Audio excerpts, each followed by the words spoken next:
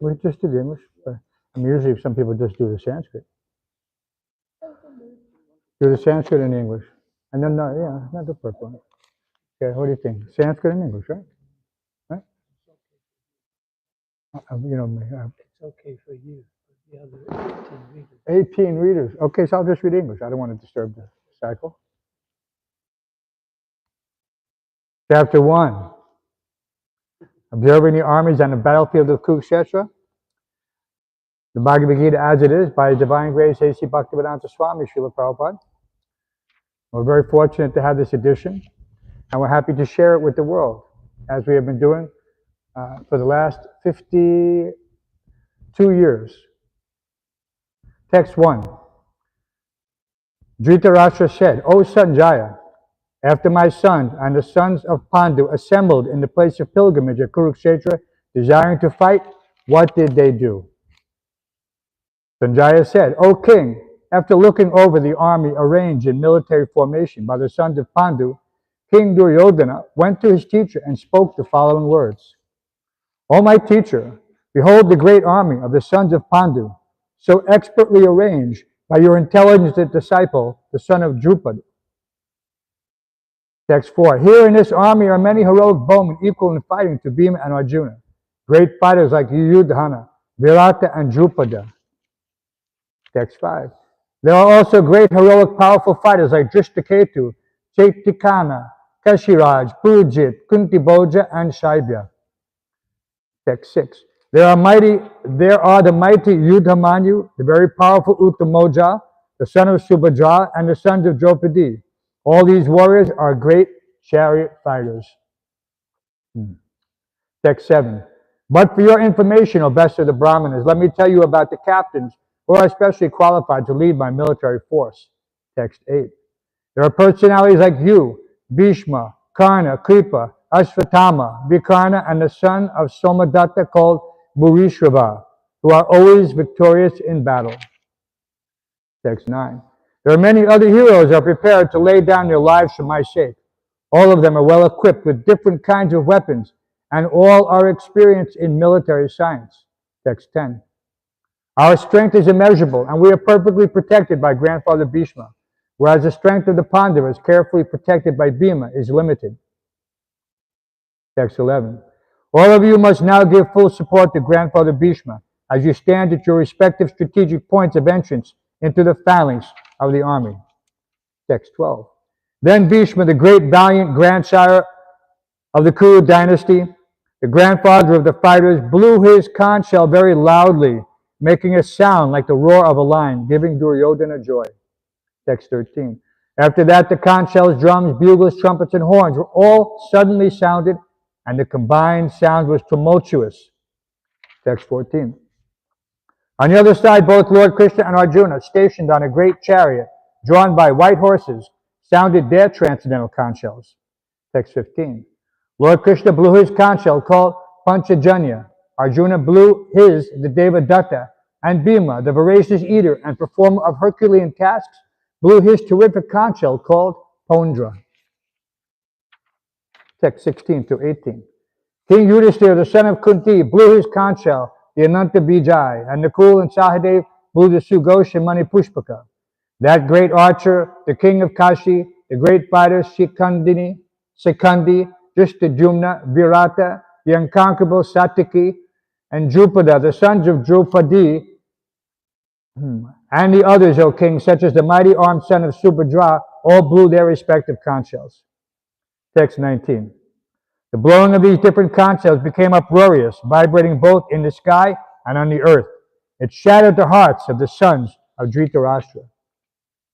Text 20.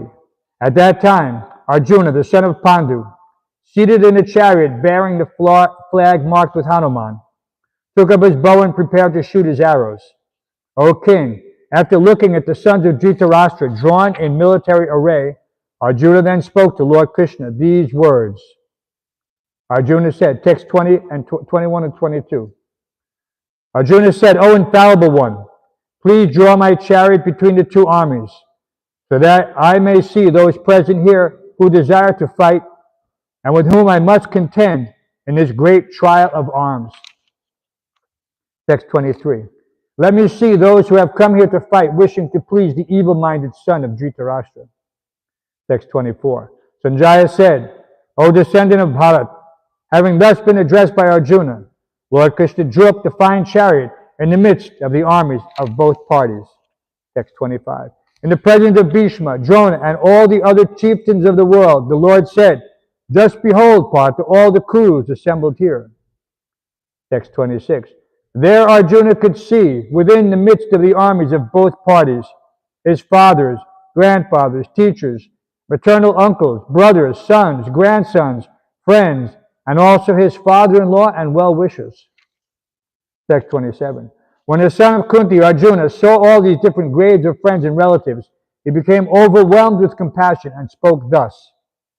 Text 28. Arjuna said, My dear Krishna, seeing my friends and relatives present before me in such a fighting spirit, I feel the limbs of my body quivering and my mouth drying up. Text 29. My whole body is trembling, my hair is standing on end, my bow Gandiva is slipping from my hand, and my skin is burning. Text 30. I am now unable to stand here any longer. I am forgetting myself, and my mind is reeling. I see only causes of misfortune, O Krishna, killer of the Keshi demon.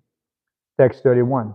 I do not see how any good can come from killing my own kinsman in this battle, nor can I, my dear Krishna, desire any subsequent victory, kingdom, or happiness. Text 32 through 35. O Govinda, of what avail to us are a kingdom, happiness, or even life itself, when all those for whom we may desire them are now arrayed on this battlefield? O Madhusudana, when teachers, fathers, sons, grandfathers, maternal uncles, fathers-in-law, grandsons, brothers-in-law, and other relatives are ready to give up their lives and properties and are standing before me, why should I wish to kill them, even though they might otherwise kill me?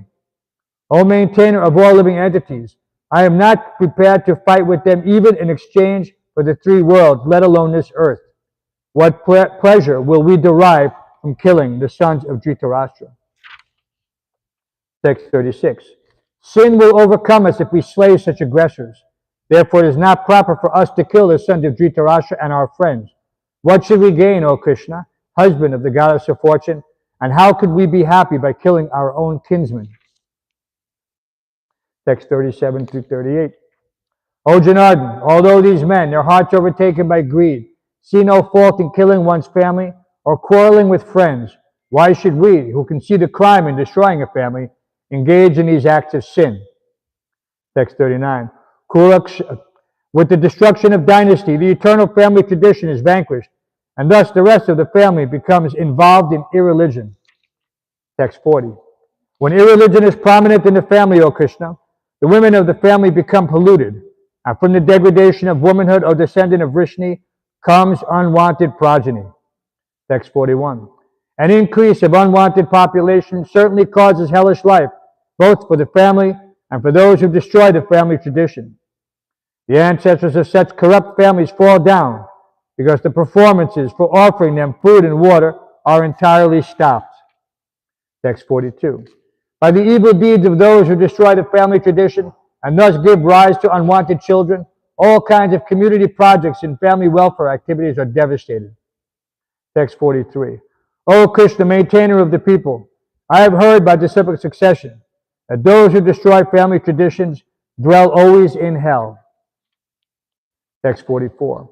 Alas, how strange it is that we are preparing to commit greatly sinful acts, driven by the desire to enjoy royal happiness. We are intent on killing our own kinsmen. Text 45. Better for me if the sons of Dhritarashtra, weapons in hand, were to kill me unarmed and unresisting on the battlefield. Text 46. Sanjaya said, Arjuna, having thus spoken on the battlefield, cast aside his bow and arrows and sat down in the chariot, his mind overwhelmed with grief. Thus ends the Bhaktivedanta purport to the first chapter of the Srimad Bhagavad Gita in the manner of observing the armies on the battlefield of Kurukshetra. Sri Bhagavad Gita ki jai. And who's next? Who? Madhari Prabhu. Okay. Yeah, one question. Why? No, I have a teacher. Yeah, I'm good. Thank you for the opportunity to chant the Holy Srimad Bhagavad Gita. Take the microphone, of course. Very good.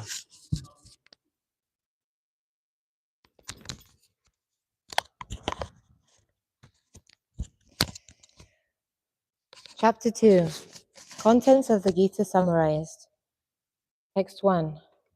Sanjaya said, seeing Arjuna full of compassion, his mind depressed, his eyes full of tears, Madhusudana, Krishna, spoke the following words. Text 2. The Supreme Personality of Godhead said, my dear Arjuna, how have these impurities come upon you?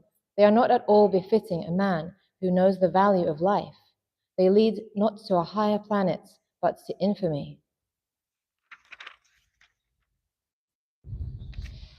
O son of Pritha, do not yield to this degrading impotence. It does not become you. Give up such petty weakness of heart and arise, O chastiser of the enemy. Arjuna said, O killer of enemies, O killer of Madhu, how can I counterattack with arrows in battle men like Bhishma and Drona, who are worthy of my worship? It would be better to live in this world by begging than to live at the cost of the lives of great souls who are my teachers, even though, desiring worldly gain, they are superiors. If they are killed, everything we enjoy will be tainted with blood. Nor do we know which is better, conquering them or being conquered by them. If we killed the sons of Dhritarashtra, we should not care to live, yet they are now standing before us on the battlefield. Now I am confused about my duty, and I have lost all composure because of miserly weakness. In this condition, I am asking you to tell me for certain what is best for me. Now I am your disciple, and a soul surrendered unto you. Please instruct me. I can find no means to drive away this grief, which is drying up my senses. I will not be able to dispel it, even if I win a prosperous, unrivaled kingdom on earth, with sovereignty like the demigods in heaven. O descendant of Bharat, at that time Krishna, smiling in the midst of both the armies, spoke the following words to the grief-stricken Arjuna. The Supreme Personality of Godhead said, while speaking learned words, you are mourning for what is not worthy of grief. Those who are wise lament neither for the living nor for the dead.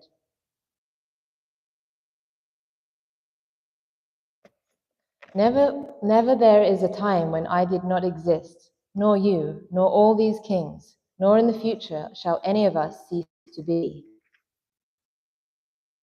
As the embodied soul continuously passes in this body from boyhood to youth to old age, the soul similarly passes into another body at death. A sober person is not bewildered by such a change. O son of Kunti, the non-permanent appearance of happiness and distress, and their disappearance in due course, are like the appearance and disappearance of winter and summer seasons. They arise from sense perception, O Shan of Bharat, and one must learn to tolerate them without being disturbed. O best among men, Arjuna, the person who is not disturbed by happiness and distress is steady in both is certainly eligible for liberation. Those who are seers of the truth have concluded that of the non-existent, the material body, there is no endurance, and the eternal, the soul, there is no change. This they have concluded by studying the nature of both. That which pervades the entire body you should know to be indestructible. No one is able to destroy that imperishable soul. The material body of the indestructible, immeasurable, and eternal living entity is sure to come to an end. Therefore, fight, O descendant of Bharat. Neither he who thinks the living entity the slayer, nor he who thinks it the slain, is in knowledge. For the self slays, nor is the slain. For the soul there is neither birth nor death at any time. He has not come into being, does not come into being, and will not come into being. He is unborn, eternal, ever existing, and primeval. He is not slain when the body is slain. O Partha, how can a person who knows that the soul is indestructible, eternal, unborn, and immutable kill anyone or cause anyone to kill?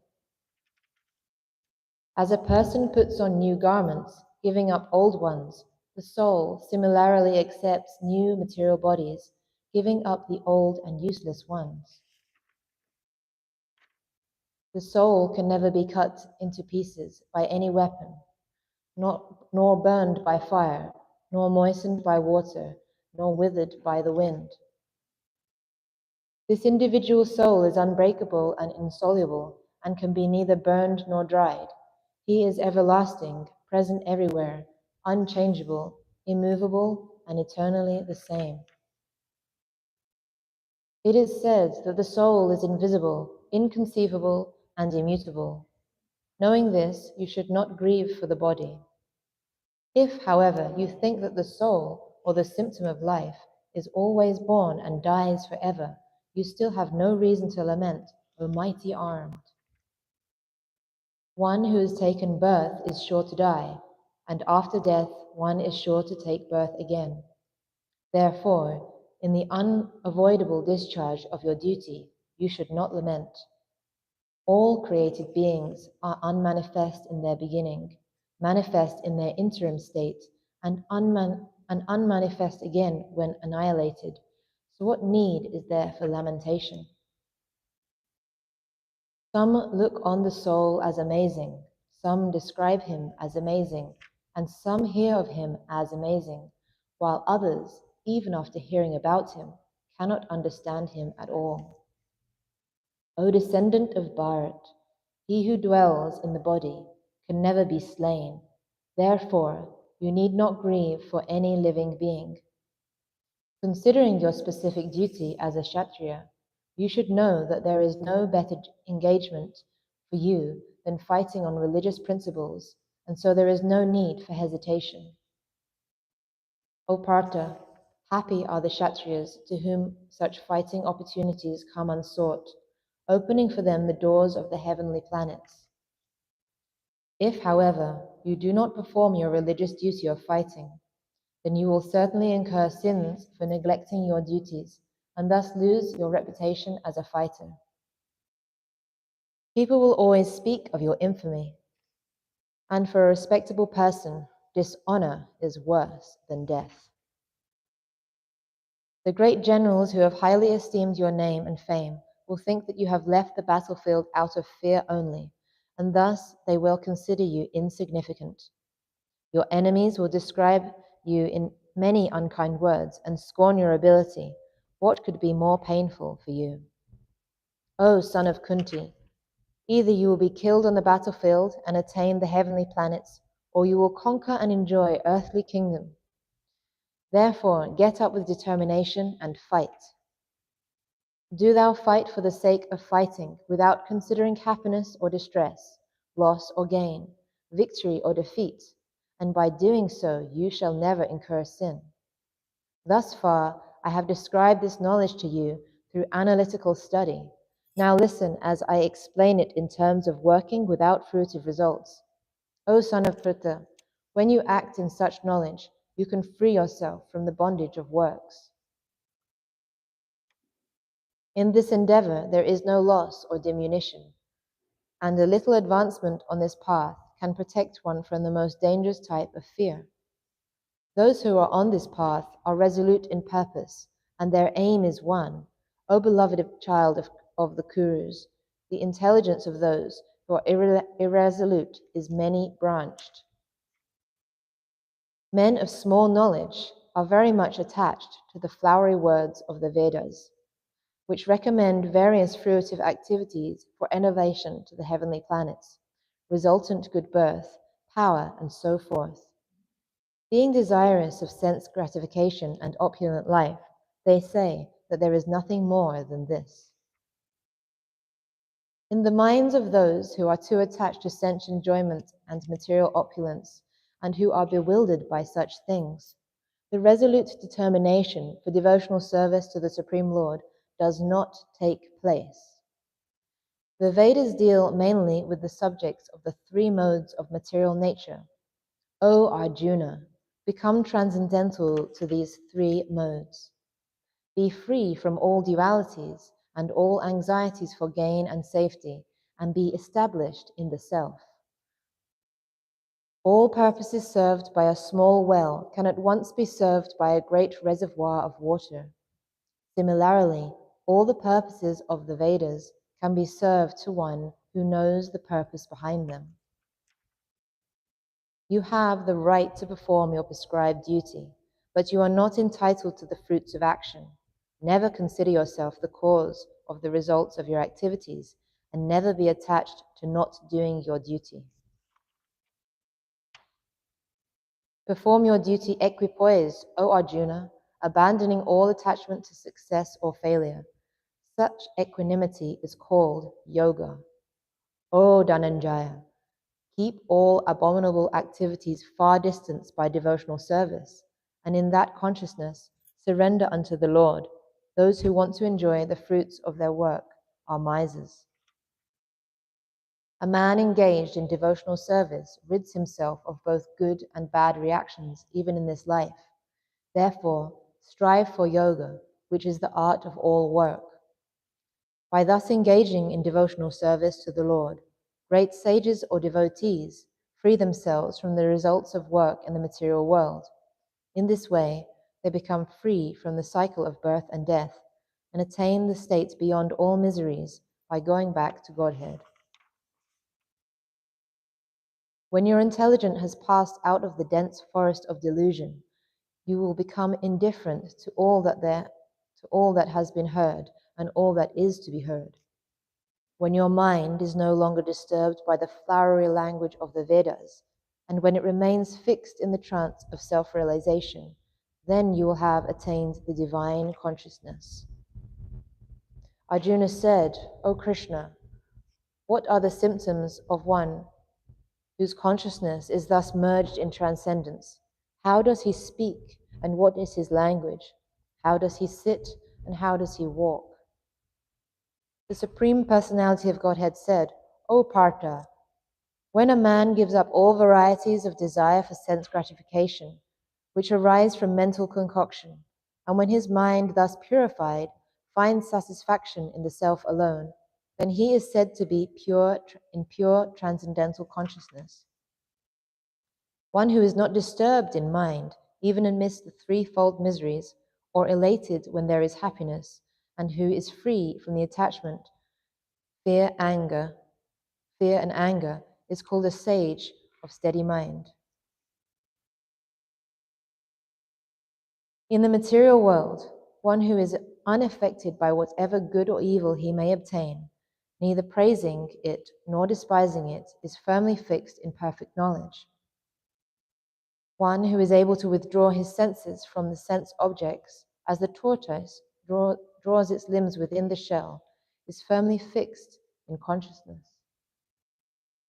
The embodied soul may be restricted from sense enjoyment, though the taste for sense objects remains.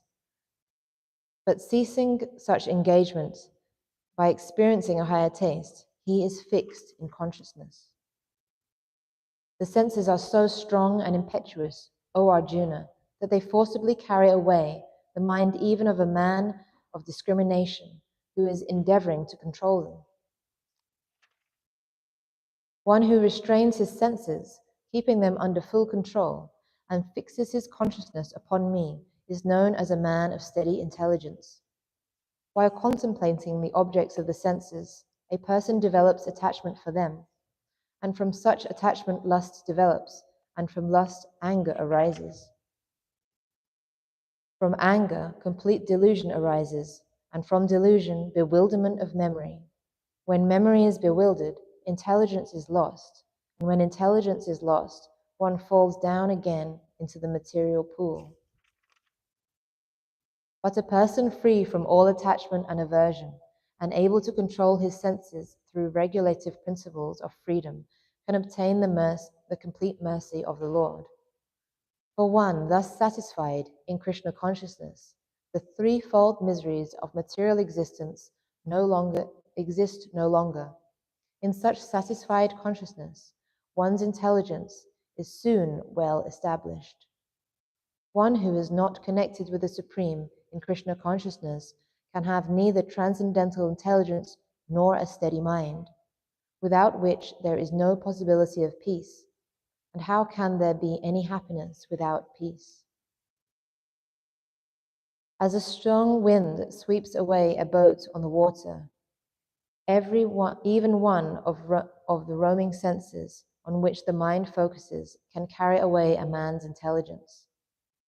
Therefore, O mighty armed one, whose senses are restrained from their objects, is certainly of steady intelligence.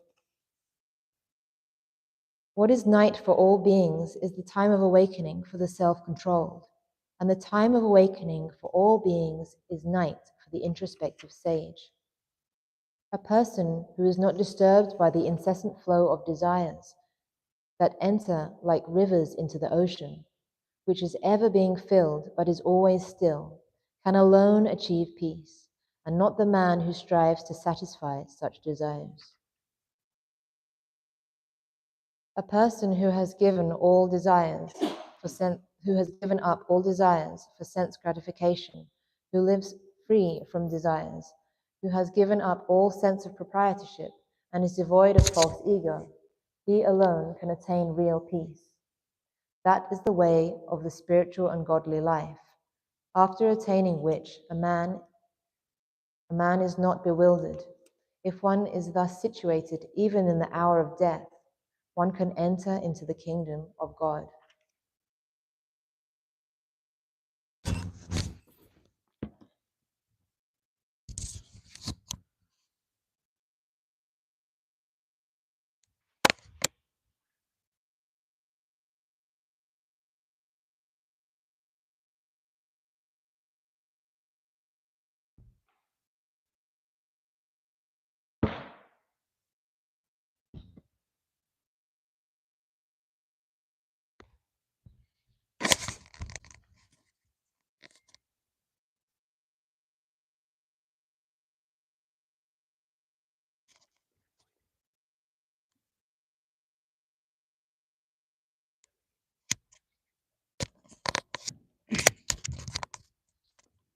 Chapter 3, Karma Yoga.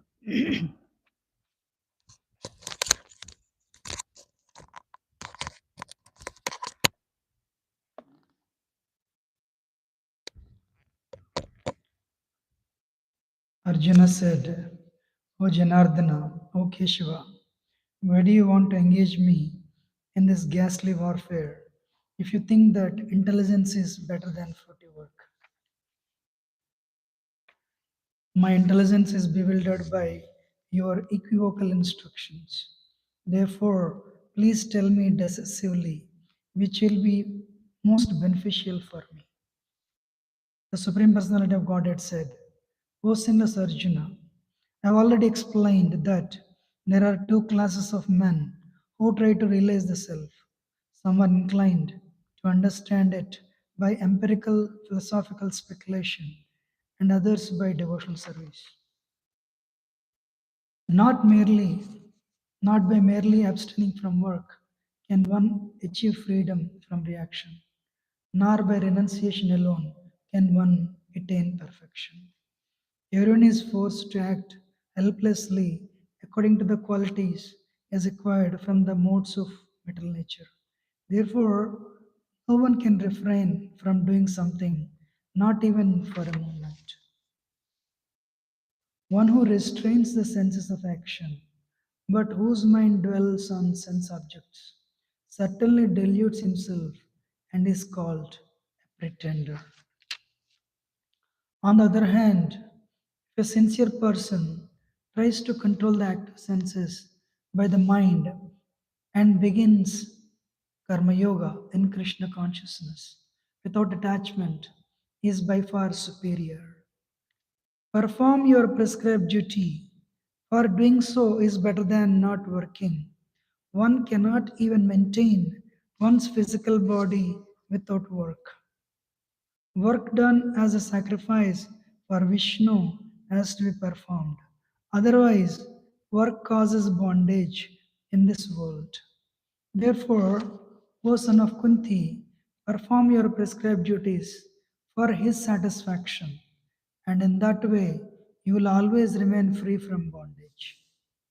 In the beginning of creation, the Lord of all creatures sent forth generations of men and demigods, along with the sacrifices for Vishnu, and blessed them by saying, Be thou happy by this yajna sacrifice, because its performance will bestow upon you everything desirable for living happily and achieving liberation. The demigods, being pleased by sacrifices, will also please you, and thus, by cooperation between men and demigods, prosperity will reign for all. In charge of the various necessities of life, demigods, being satisfied by the performance of yajna, sacrifice, will supply all necessities to you. But he who enjoys such gifts without offering them to the demigods in return is certainly a thief. The devotees of the Lord are released from all kinds of sins because they eat food which is offered first for sacrifice. Others who prepare food for personal sense enjoyment verily eat only sin. All the living bodies subsist on food grains, which are produced from rains. Rains are produced by performance of yajna, sacrifice, and yajna is born of prescribed duties. Regulated activities are prescribed in the Vedas, and the Vedas are directly manifested from the Supreme Personality of Godhead. Consequently, the all pervading transcendence is eternally situated in acts of sacrifice. My dear Arjuna, one who does not follow in human life the cycle of sacrifice, thus established by the Vedas, certainly leads a life full of sin, living only for the satisfaction of the senses. Such a person lives in vain. But for one who takes pleasure in the self, whose human life is one of self realization, and who is satisfied in the self only, fully satiated, for him there is no duty. A self realized man has no purpose to fulfill in the discharge of his prescribed duties, nor has he any reason not to perform such work, nor has he any need to depend on any other living being. Therefore, without being attached to the fruits of activities, one should act as a matter of duty, for by working without attachment, one attains the supreme. Kings such as Janak attained perfection solely by performance of prescribed duties. Therefore, just for the sake of educating people in general, you should perform your work. Whatever action a great man performs, common men follow. And whatever standards he sets by exemplary acts, all the world pursues. O son of Pritha, there is no work prescribed for me within all the three planetary systems, nor am I in want of anything, nor have I a need to obtain anything, and yet am engaged in prescribed duties. For if I ever fail to engage in carefully performing prescribed duties, O Partha, certainly all men would follow my path. If I did not perform prescribed duties, all these words would be all these worlds would be put to ruination. I would be the cause of creating unwanted population, and I would thereby destroy the peace of all living beings. As the ignorant perform their duties with attachment to results, the learned may similarly act but without attachment, for the sake of leading people on the right path, so as not to disrupt the minds of ignorant men attached to the fruitive results of prescribed duties. A learned person should not induce them to stop work. Rather, by working in the spirit of devotion, he should engage them in all sorts of activities for the gradual development of Krishna consciousness. The spirit soul, bewildered by the influence of false ego, thinks himself the doer of activities that are in actuality carried out by the three modes of mental nature. One who is in knowledge of the absolute truth, almighty armed, does not engage himself in the senses and sense gratification. Knowing well the differences between the work in devotion and work for fruitive results. Bewildered by the modes of material nature, the ignorant fully engage themselves in material activities and become attached. But the wise should not unsettle them, although these duties are inferior due to the performance lack of knowledge. Therefore, O Arjuna, surrendering all your works unto me, with full knowledge of me, without desires for profit, with no claims to proprietorship, and free from lethargy, fight. Those persons who execute their duties according to my injunctions and who follow this teaching faithfully without envy become free from the bondage of fruitive actions. But those who, out of envy, disregard these teachings and do not follow them are to be considered bereft of all knowledge, befooled, and ruined in their endeavors for perfection. Even a man of knowledge acts according to his nature, for everyone follows the nature he has acquired from the three modes. What can repression accomplish? There are principles to regulate attachment and aversion pertaining to the senses and their objects. One should not come under the control of such attachment and aversion because they are stumbling blocks on the path of self realization. It is far better to discharge one's prescribed duties, even though faultily, than another's duties perfectly. Distraction in the course of performing one's own duty is better than engaging in another's duties, for to follow another's path is dangerous. Arjun said, O descendant of Vrishni, by what is one impelled to sinful acts, even unwillingly, as if engaged by force? The Supreme Personality of Godhead said, it is lust only, Arjuna, which is born of contact with the material mood of passion and later transformed into wrath, and which is the all devouring, sinful enemy of this world. As fire is covered by smoke, as a mirror is covered by dust, or as the embryo is covered by the womb, the living entity is similarly covered by different degrees of this lust. Thus, the wise living entity's pure consciousness becomes covered by his eternal enemy in the form of lust, which is never satisfied and which burns like fire. The senses, the mind, and the intelligence are the sitting places of this lust. Therefore, through them lust covers the real knowledge of the living entity and bewilders him.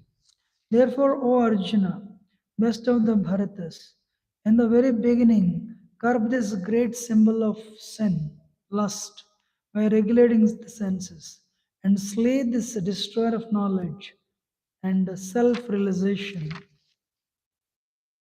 The working senses are superior to dull matter Mind is higher than the senses. Intelligence is still higher than the mind.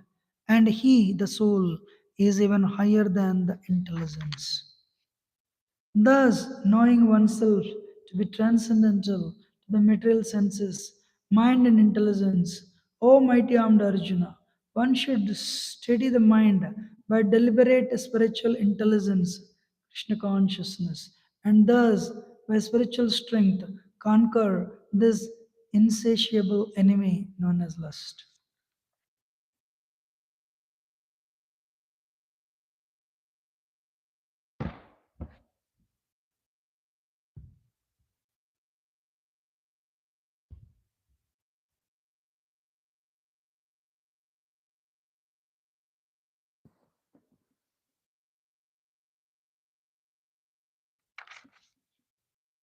Chapter 4 Transcendental Knowledge. The personality of Godhead, Lord Shri Krishna, said, I instructed this imperishable science of yoga to the sun god Vivashvan, and Vivashvan instructed it to Manu, the father of mankind, and Manu in turn instructed it to Ikshvaku. This supreme science was thus received through the chain of disciplic succession, and the saintly kings understood it in that way. But in course of time, the succession was broken, and therefore the science as it is appears to be lost. That very ancient science of the relationship with the Supreme is today taught by me to you because you are my devotee as well as my friend, and can therefore understand the transcendental mystery of this science. Arjuna said, the sun god Vivashvan is senior by birth to you. How am I to understand that in the beginning you instructed this science to him? The personality of God had said, many, many births both you and I have passed. I can remember all of them, but you cannot, O subduer of the enemy. Although I am unborn and my transcendental body never deteriorates, and although I am the Lord of all living entities, I still appear in every millennium in my original transcendental form. Whenever and wherever there is a decline in religious practice, or descendant of Bharata and a predominant rise of irreligion, at that time I descend myself. To deliver the pious and to annihilate the miscreants, as well as to re-establish the principles of religion, I myself appear millennium after millennium.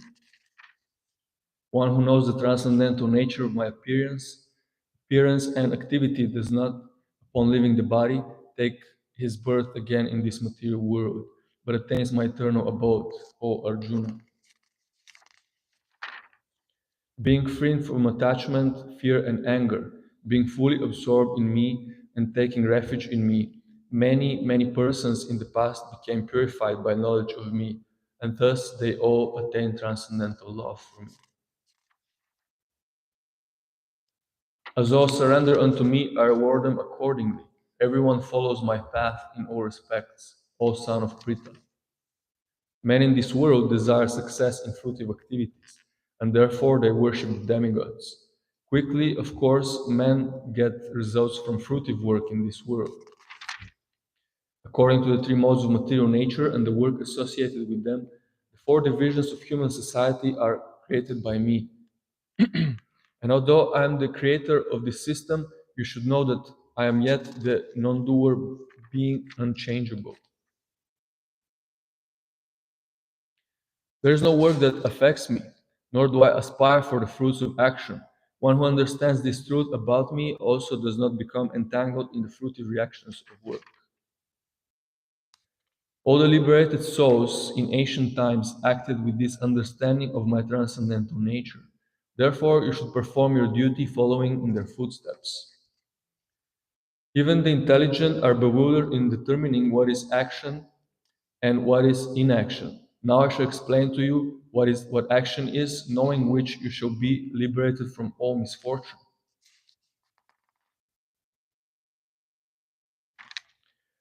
The intricacies of action are very hard to understand.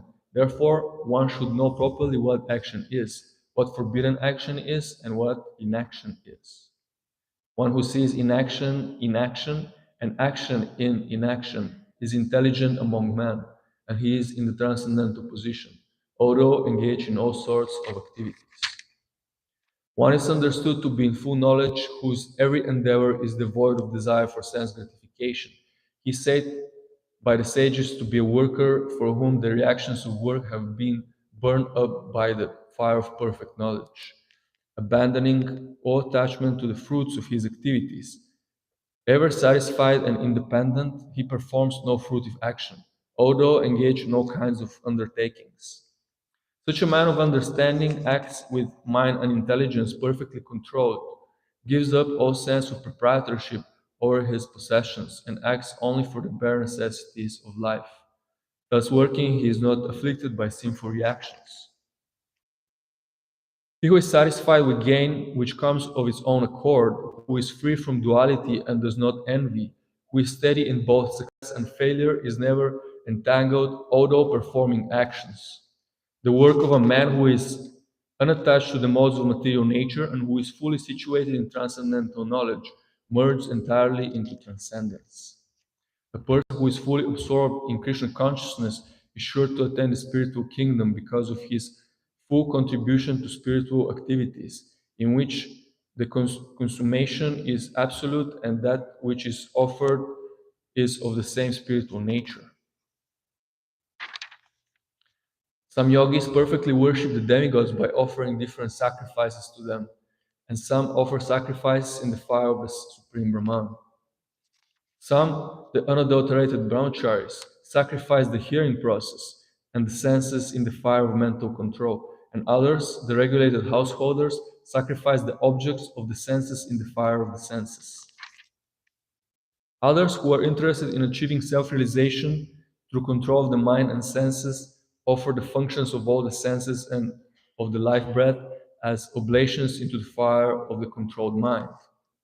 Having accepted strict vows, some become enlightened by sacrificing their possessions, and others by performing severe austerities, by practicing the yoga of eightfold mysticism, or by studying the Vedas to advance in transcendental knowledge.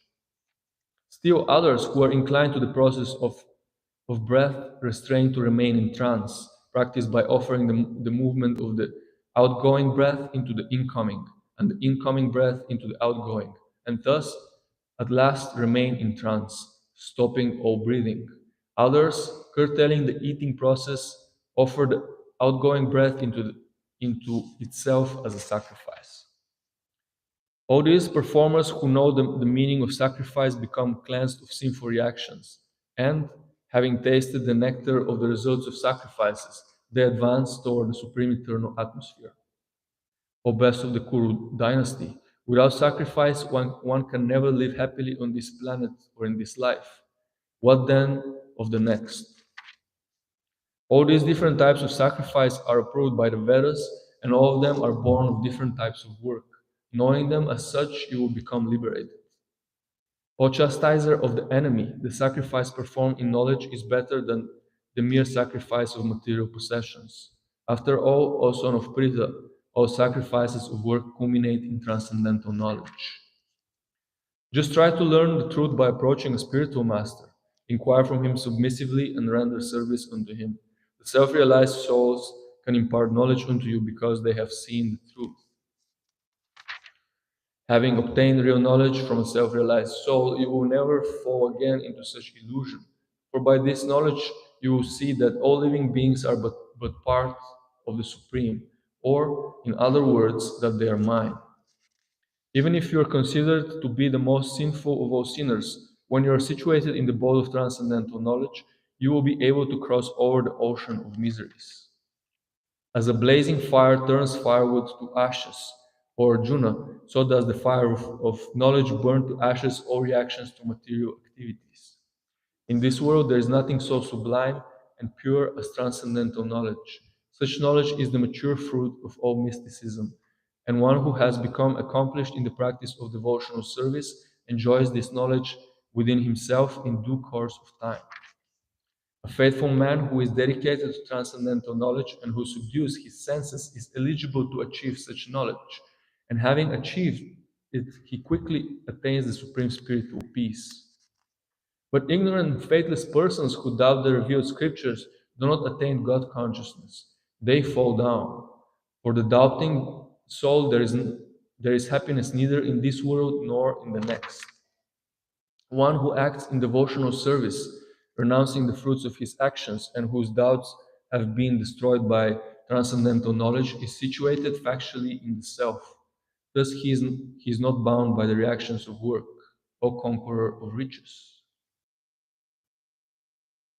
Therefore, the doubts which have arisen in your heart out of ignorance should be slashed by the weapon of knowledge. Armed with yoga, O Bharata, stand and fight. Hare Krishna.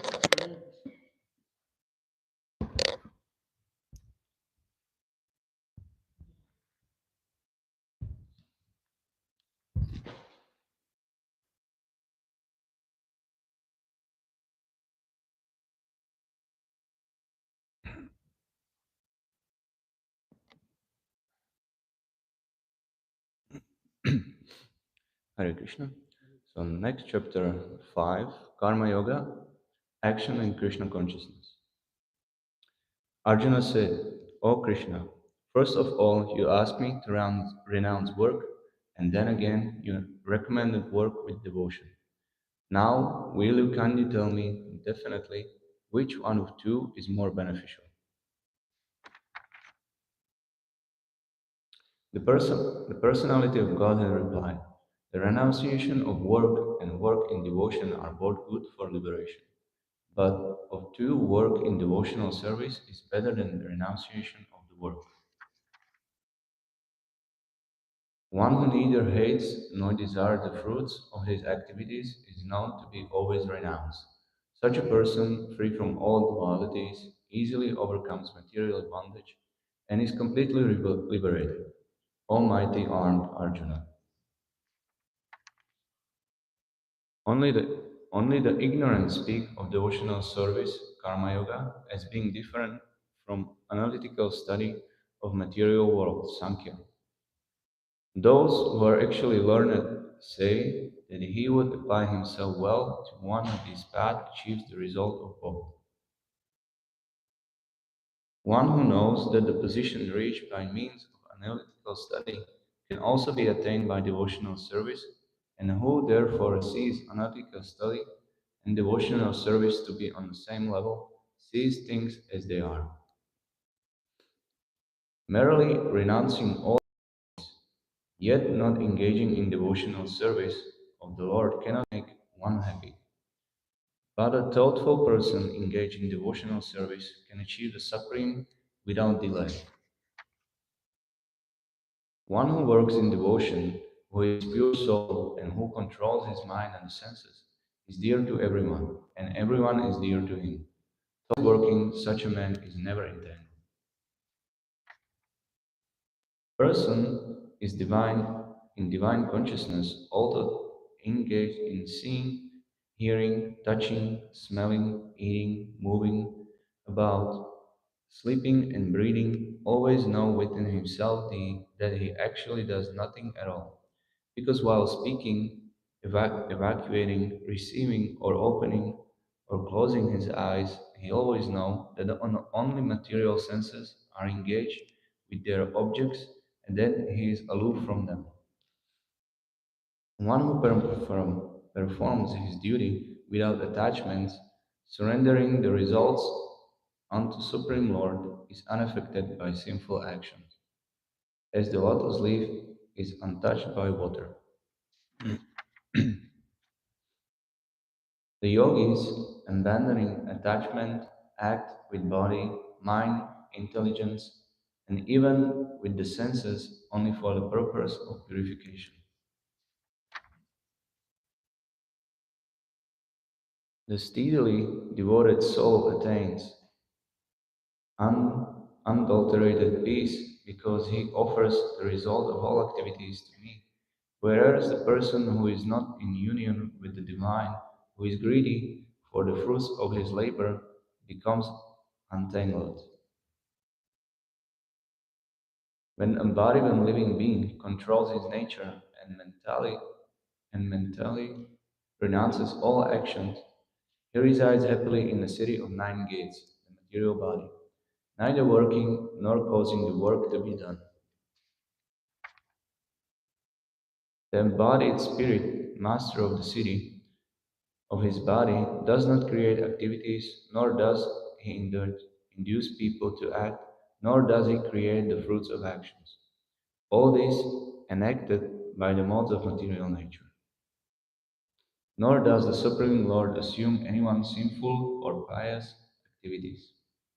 Embodied beings, however, are bewildered because of the ignorance which covers their real knowledge. When, however, one is enlightened with the knowledge by which nescience is destroyed, then his knowledge reveals everything as the sun lights up everything in the daytime. One who is intelligence, when one's intelligence, mind, faith, and refuge are all fixed in a supreme, then one becomes fully cleansed and misgiving through complete knowledge and thus proceeds straight on the path of liberation. The humble sages, by virtue of true knowledge, see with equal vision and learn and gentle Brahmana, a cow, an elephant, and a dog eater, outcast.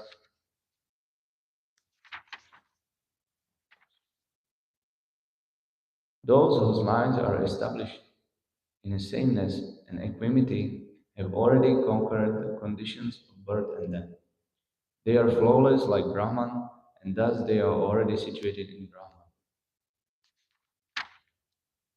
A person who neither rejoices upon achieving something pleasant nor laments upon obtaining something unpleasant, who is self-intelligent, who is em- unbewildered, and who knows the signs of God, is already situated in transcendence. Such a liberated person is not attracted to material or sense pleasure, but is always in trance, enjoying the pleasure within. In this way, the self-realized person enjoys unlimited happiness, for he concentrates on the Supreme. An intelligent person does not take part in the soreness of misery, which are due to contact with the material senses. O son of Kunti, such pleasures have beginning and end, and so the wise man does not delight in them. Before giving up the present body, if one is able to tolerate the urges of material senses and check the force of desire and anger, he is well situated and is happy in this world. One whose happiness is within, who is active and rejoices within, and whose aim is inward, is actually a perfect mystic. He is liberated in Supreme, and ultimately he attains the Supreme. Those who are beyond the dualities and arise from doubts, whose minds are engaged within, who are always busy working for the welfare of the living beings, and who are free from all sins, achieve liberation in the Supreme. Those who are free from anger and all material desires, who are self-realized, self-disciplined, and constantly endeavoring for perfection, are assured of liberation in the Supreme in the very near future. Shutting out all external sense objects, keeping the eyes and the vision concentrated between the two eyebrows, suspending the inward and outward breaths within the nostrils, and thus controlling the mind, senses, and intelligence, the transcendentalist aiming at liberation becomes free from desire, fear, and anger. One who is always in this state is certainly liberated. A person in full consciousness of me, knowing me to be the ultimate beneficiary of all sacrifices and austerities, the Supreme Lord of all planets and demigods, and the benefactor, well-wisher of all living entities, attains peace from the banks of material miseries. That's the end of chapter. Hare Krishna.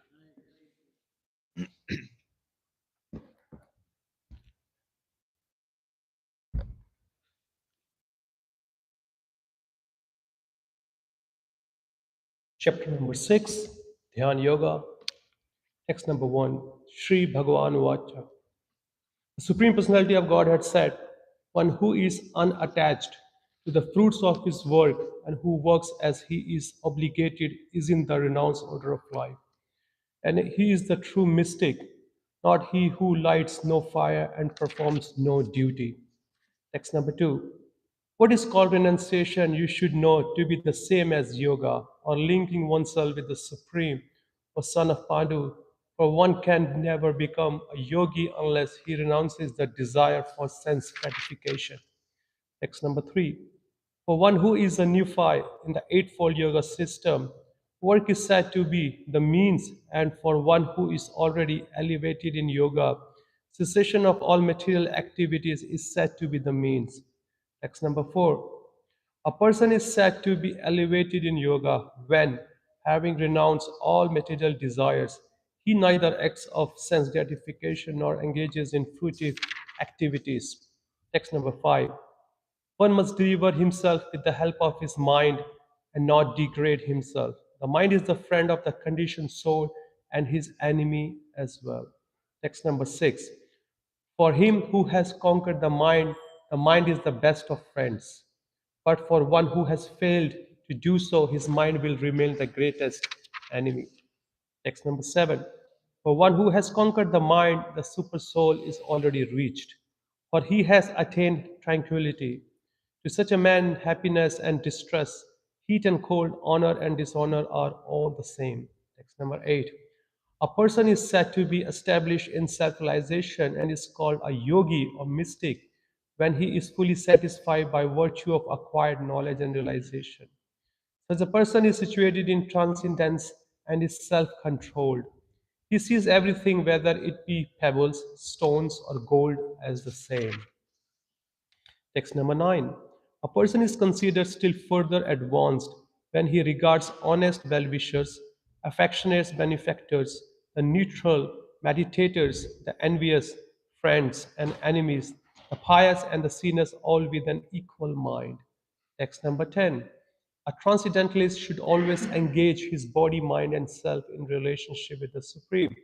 He should live alone in a secluded place and should always careful control his mind.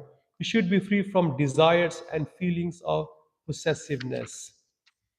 Text number 11 and 12. To practice yoga, one should go to a secluded place and should lay kusha grass on the ground and then cover it with a deer skin and a soft cloth. The seat should be neither too high nor too low and should be situated in a sacred place. The yogi should then sit on it very firmly and practice yoga to purify the heart by controlling his mind, senses, and activities and fixing the mind on one point. Text number 13 and 14. One should hold one's body, neck, and head erect in a straight line and stay steadily at the tip of the nose. Thus, with an unagitated, subdued mind, devoid of fear, completely free from sex life, one should meditate upon me within the heart and make me the ultimate goal of life. Text number 15. Thus, practicing constant control of the body, minds, and activities, the mystic transcendentalist, his mind regulated, attains to the kingdom of God or the abode of Krishna by cessation of material existence. Text number 16. There is no possibility of one's becoming a yogi or Arjuna if one eats too much or eats too little, sleeps too much or does not sleep enough. Text number 17. He who is regulated in his habits of eating, sleeping, recreation, and work can mitigate all material pains by practicing the yoga system. Text number 18. When the yogi, by practice of yoga, disciplines his mental activities and becomes situated in transcendence, devoid of all material desires, he is said to be well established in yoga. Text number 19. As a lamp in a dwindless place does not waver, so the transcendentalist whose mind is controlled remains always steady in his meditation on the transcendental self. Text number 20 to 23. In the stage of perfection called trance or samadhis, one's mind is completely restrained from material mental activities by practice of yoga.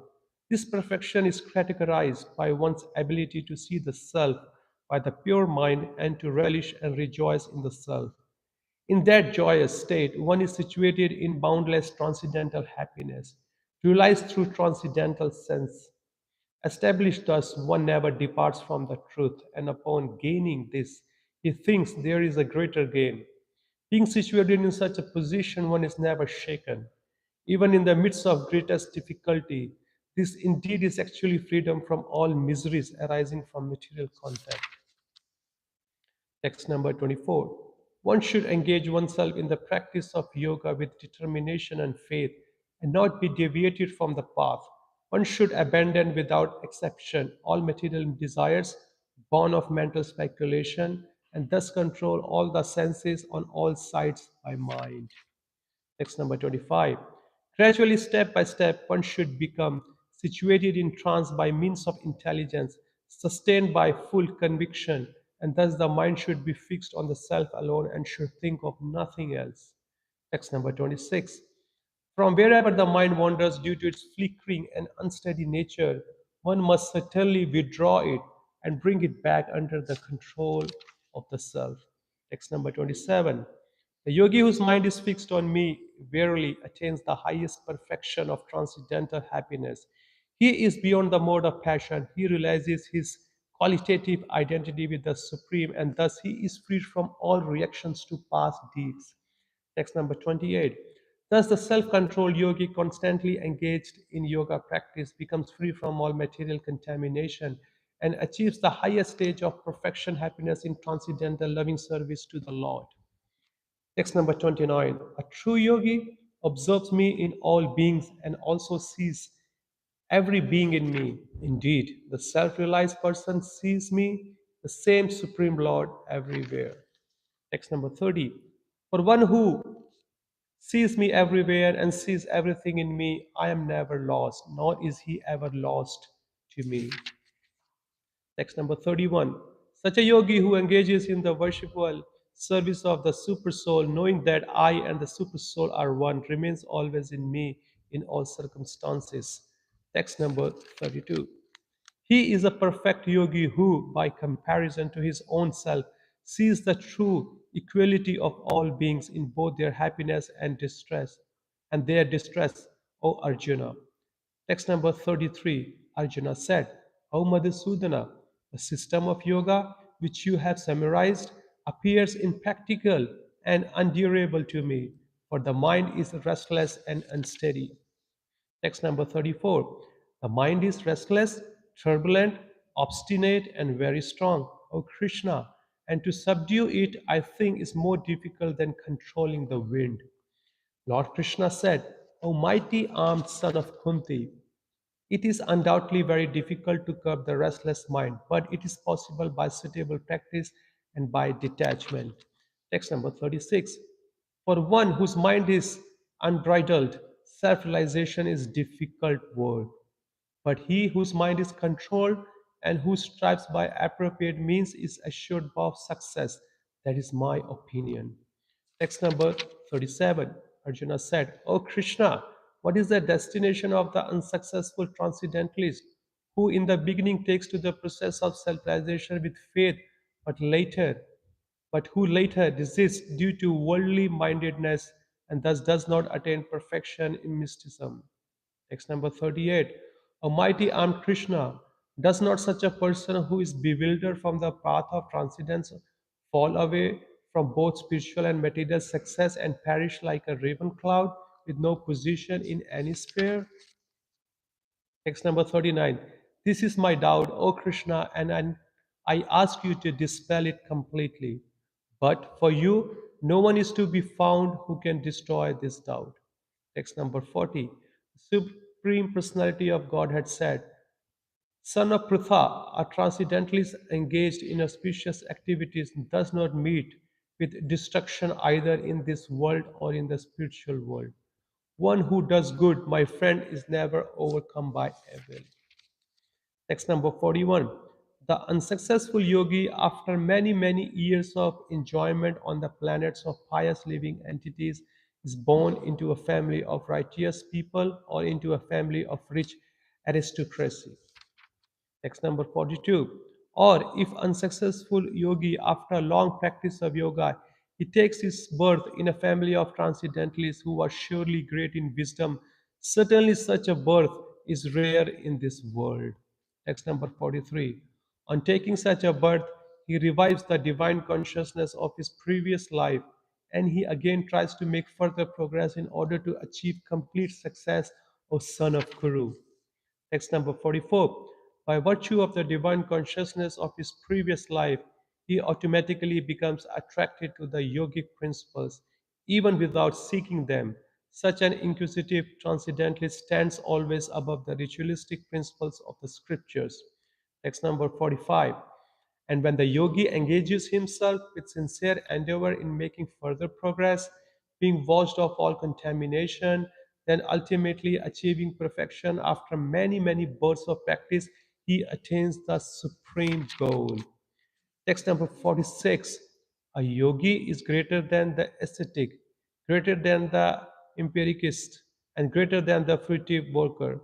Therefore, O Arjuna, in all circumstances, be a yogi. And of all yogis, the one with great faith who always abides in me, thinks of me within himself, and renders transcendental loving service to me. He is the most intimately united with me in yoga and is the highest of all. That is my opinion. Thus end the Bhaktivedanta purport of the sixth chapter of the Srimad Bhagavad Gita in the matter of Dhyana Yoga.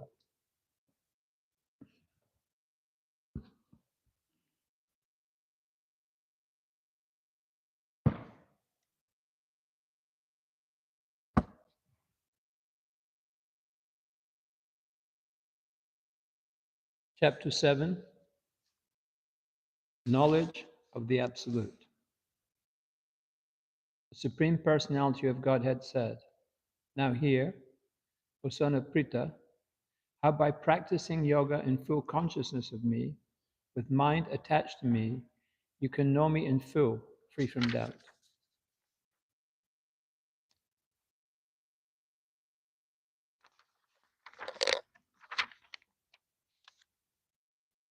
I shall now declare unto you in full this knowledge, both phenomenal and nominous, and being known, nothing further shall remain for you to know.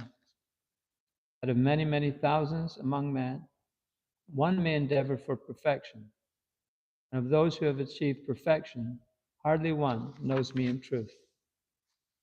Earth, water, fire, air, ether, mind, intelligence, and false ego. Altogether, these 8 constitute my separated material energies. Besides these, Almighty Arjun, there is another superior energy of mine, which comprises the living entities who are exploiting the resources of this material inferior nature.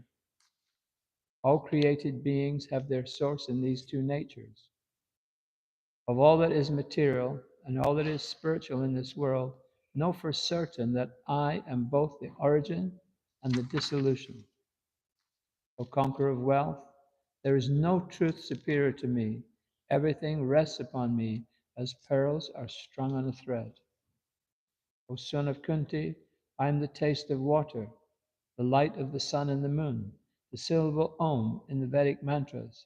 I am the sound in ether and ability in man. I am the original fragrance of the earth, and I am the heat and fire. I am the life of all that lives, and I am the penances of all aesthetics. O son of Prithu, know that I am the original seed of all existences, the intelligence of the intelligent, and the prowess of all powerful men. I am the strength of the strong, devoid of passion and desire.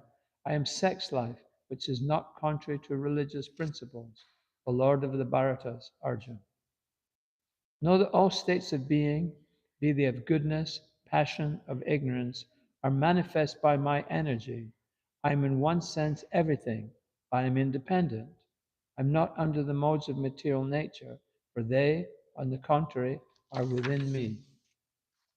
Deluded by the three modes, goodness, passion, and ignorance, the whole world does not know me, from above the modes and inexhaustible.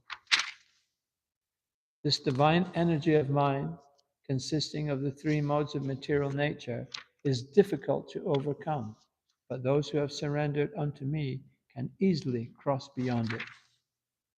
These miscreants, who are grossly foolish, who are lowest among mankind, whose knowledge is stole by illusion, and who partake of the atheistic nature of demons, do not surrender unto me.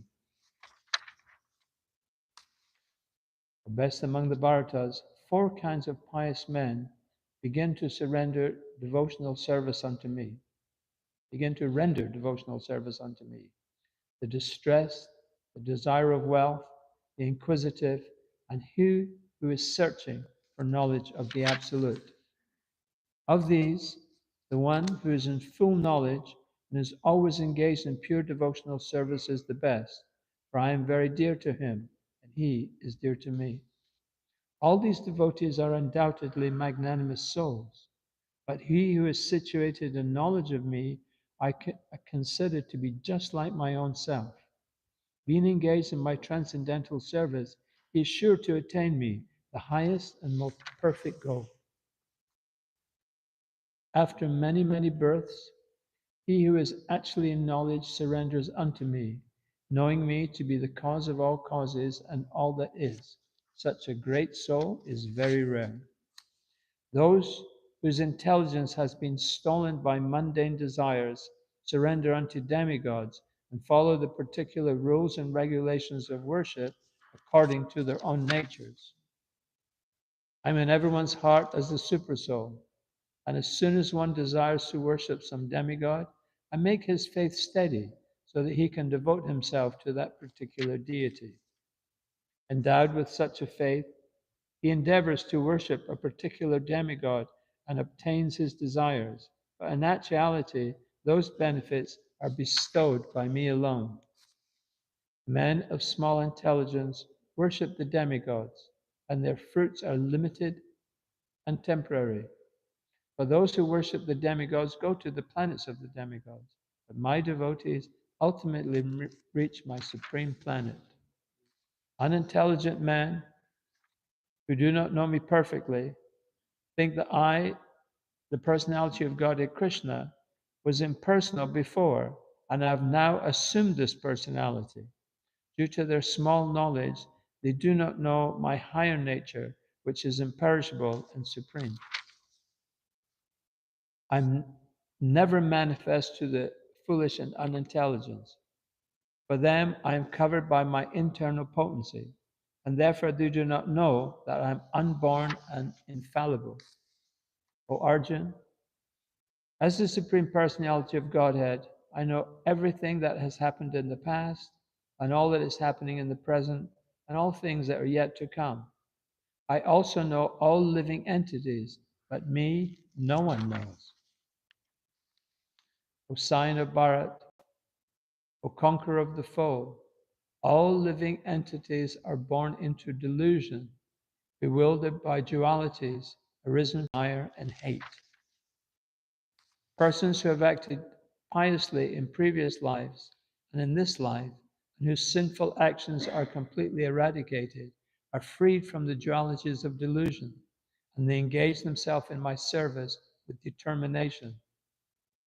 Intelligent persons who are endeavoring for the liberation from old age and death take refuge in me in devotional service. They're actually Brahman because they entirely know everything about transcendental activities. Those in full conscious of me, who know me, Supreme Lord, to be the governing principle of the material manifestation of the demigods and of all methods of sacrifice, can understand and know me, the Supreme Personality of Godhead, even at the time of death.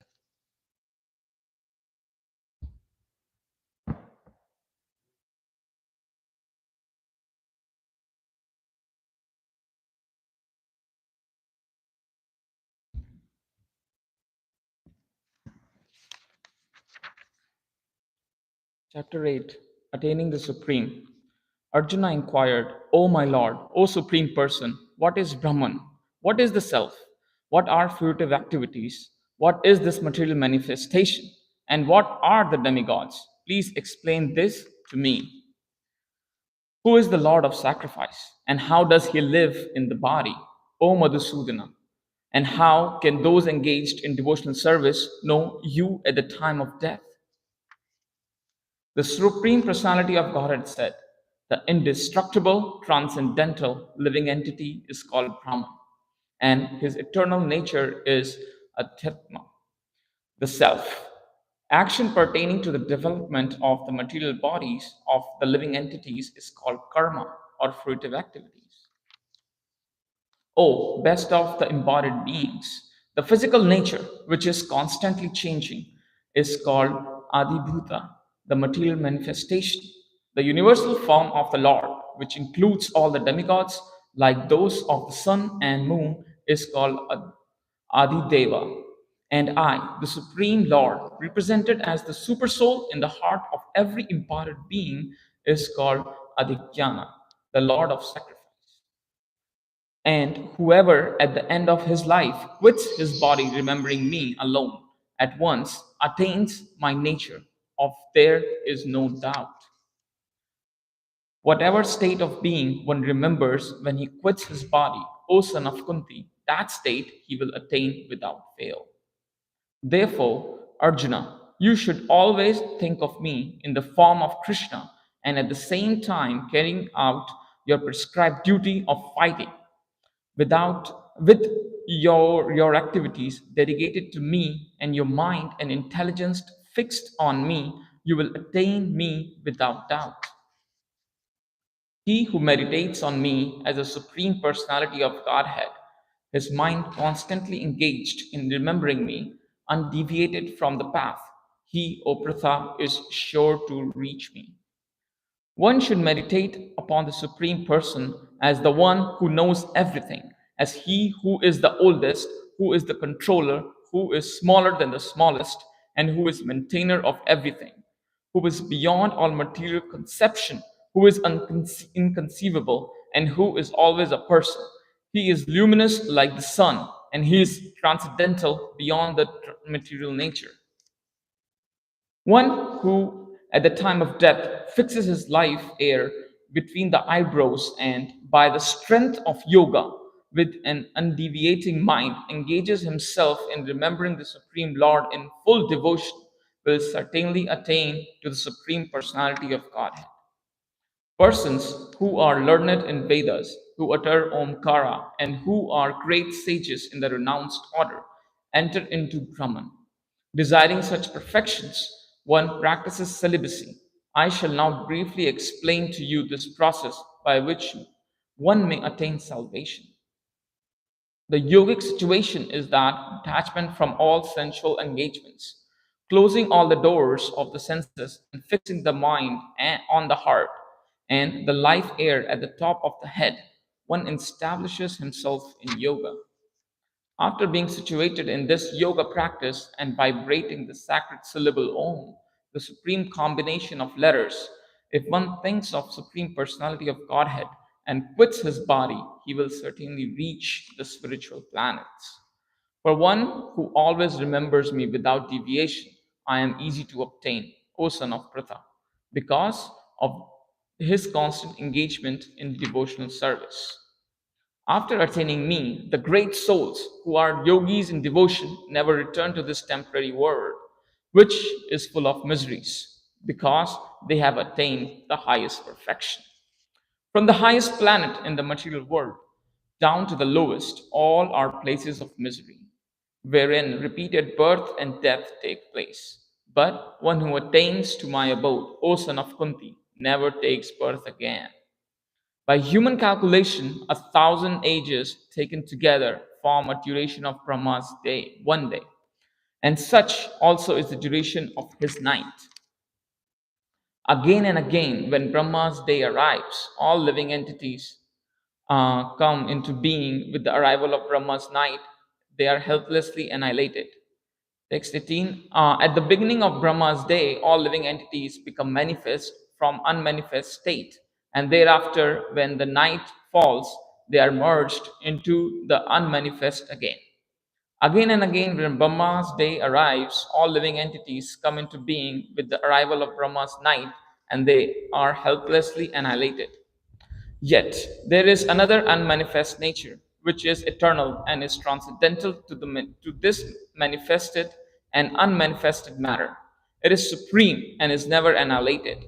When all in this world is annihilated, that part remains as it is.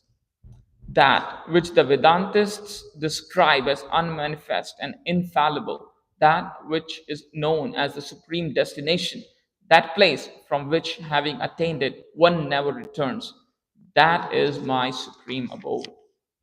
The Supreme Personality of Godhead, who is greater than all, is attainable by unalloyed devotion. Although he is present in his abode, he is all pervading and everything is situated within him.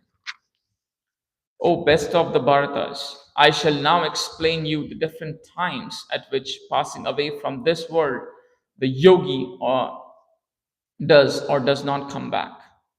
Those who know the Supreme Brahman attain the Supreme by passing away from the world during the influence of the fiery god in the light at an auspicious moment of the day, during the fortnight of the waxing moon, or during the 6 months when the sun travels in the north.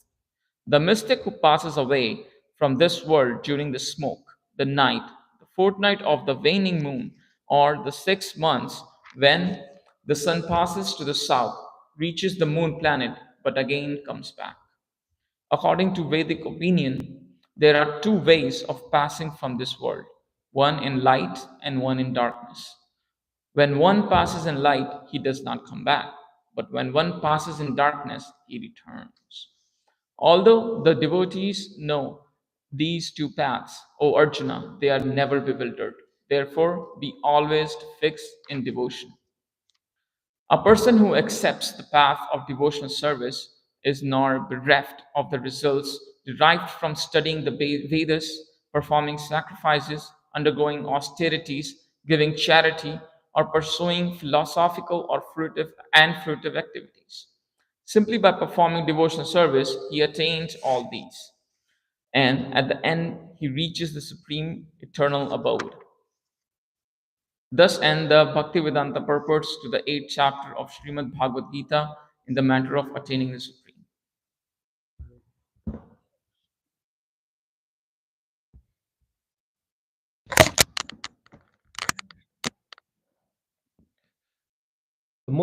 Chapter 9, the most confidential knowledge. Text number 1. The Supreme Personality of God had said, My dear Arjuna, because you are never envious of me, I shall impart to you this most confidential knowledge and realization, knowing which you shall be relieved of the miseries of material existence. Text number 2. This knowledge is the king of education, the most secret of all secrets.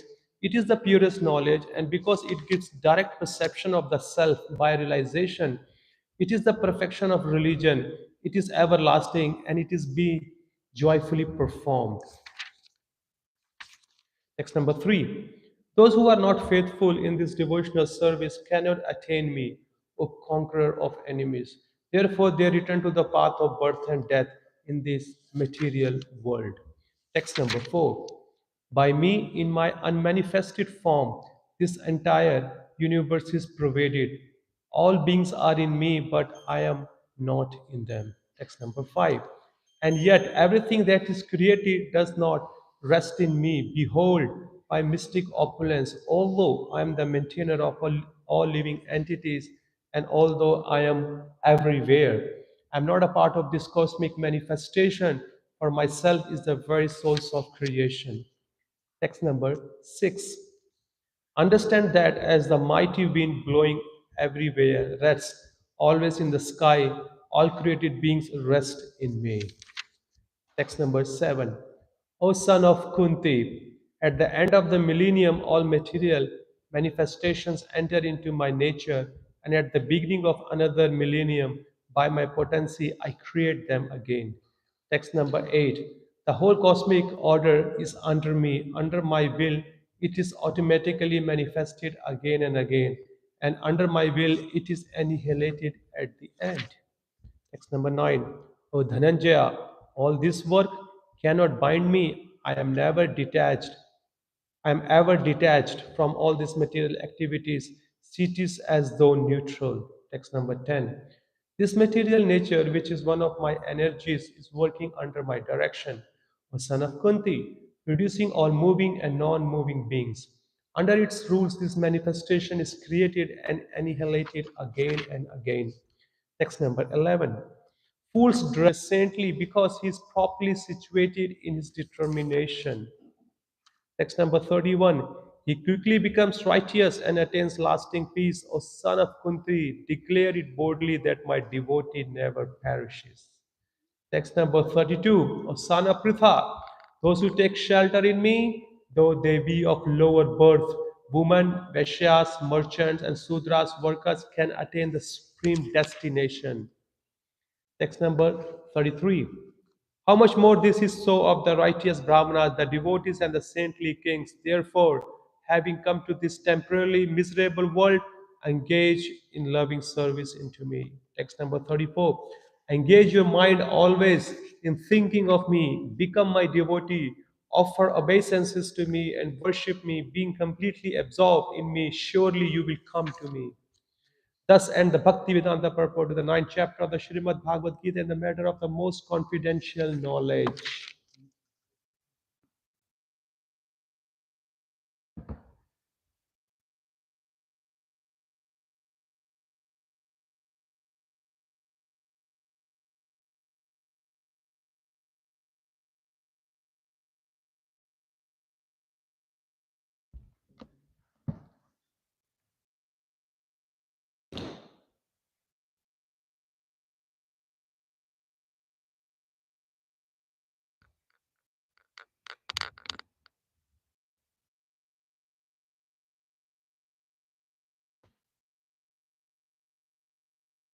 The Supreme Personality of Godhead said, Chapter 10, The Opulence of Absolute. The Supreme Personality of Godhead said, Listen again, O mighty armed Arjuna, because you are my dear friend.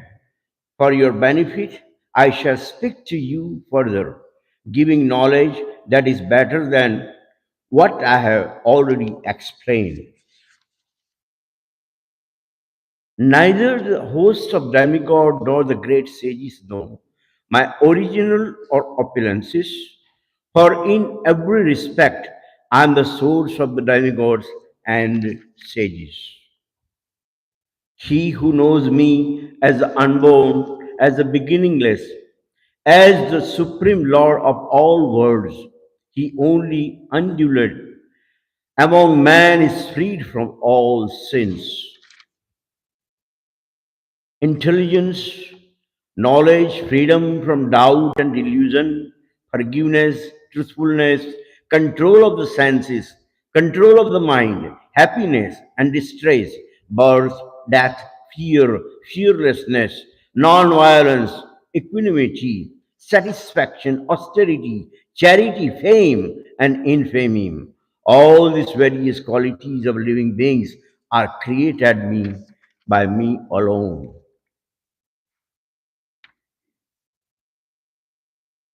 The seven great sages, and before them the four other great sages, and the Manu, progenitor of mankind, come from me, born from my mind, and all the living beings populating the various planets descend from them. One who is factually convinced of this opulence and mystic power of mind engages in unalloyed devotion service. Of this there is no doubt. I am the source of all spiritual and material worlds. Everything emanates from me.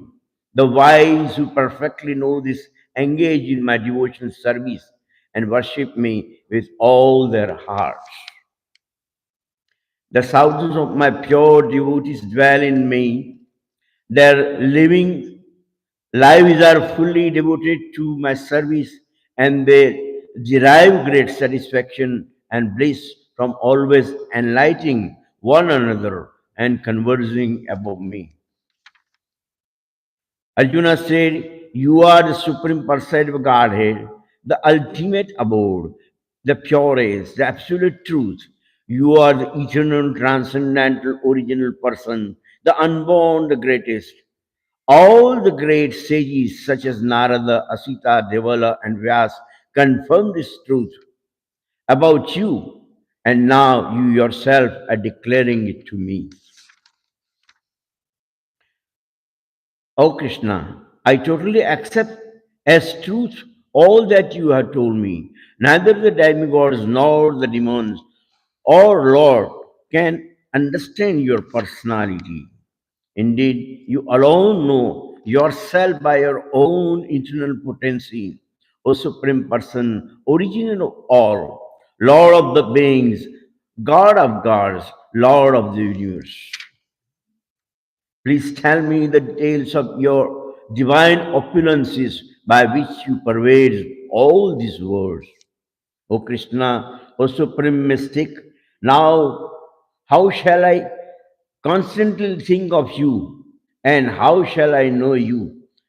In what various forms are you to be remembered, O Supreme Personality of Godhead? O Janardhan, again please describe in the detail mystic power of your opulences. I am never satisfied in hearing about you. For more I hear, the more I want to taste the nectar of your words. The Supreme Personality of Godhead said, yes, I will tell you of my splendorous manifestations, but only of those which are prominent, O Arjun, for my opulence is limitless. I am Super Soul, O Arjun, seated in the hearts of all living entities. I am the beginning, and the middle, and the end of the beings. Of the Adityas, I am Vishnu, of lights, I am the radiant sun. Of the Maruts, I am the Marichi. Among the stars, I am the moon. Of the Vedas, I am the Samaveda. Of the demigods, I am Indra. The king of heaven, the senses, I am mine. And in living beings, I am the living force consciousness. Of all the Rudras, I am the Lord Shiva. Of the Akshas and Rakshasas, I am Lord of wealth, Kuvera. Of the Vasus, I am fire, Agni. And of mountains, I am Meru. Of priests, O Arjuna, know me to be the chief Brihaspati. Of generals, I am Kartikeya. And of bodies of water, I am the ocean.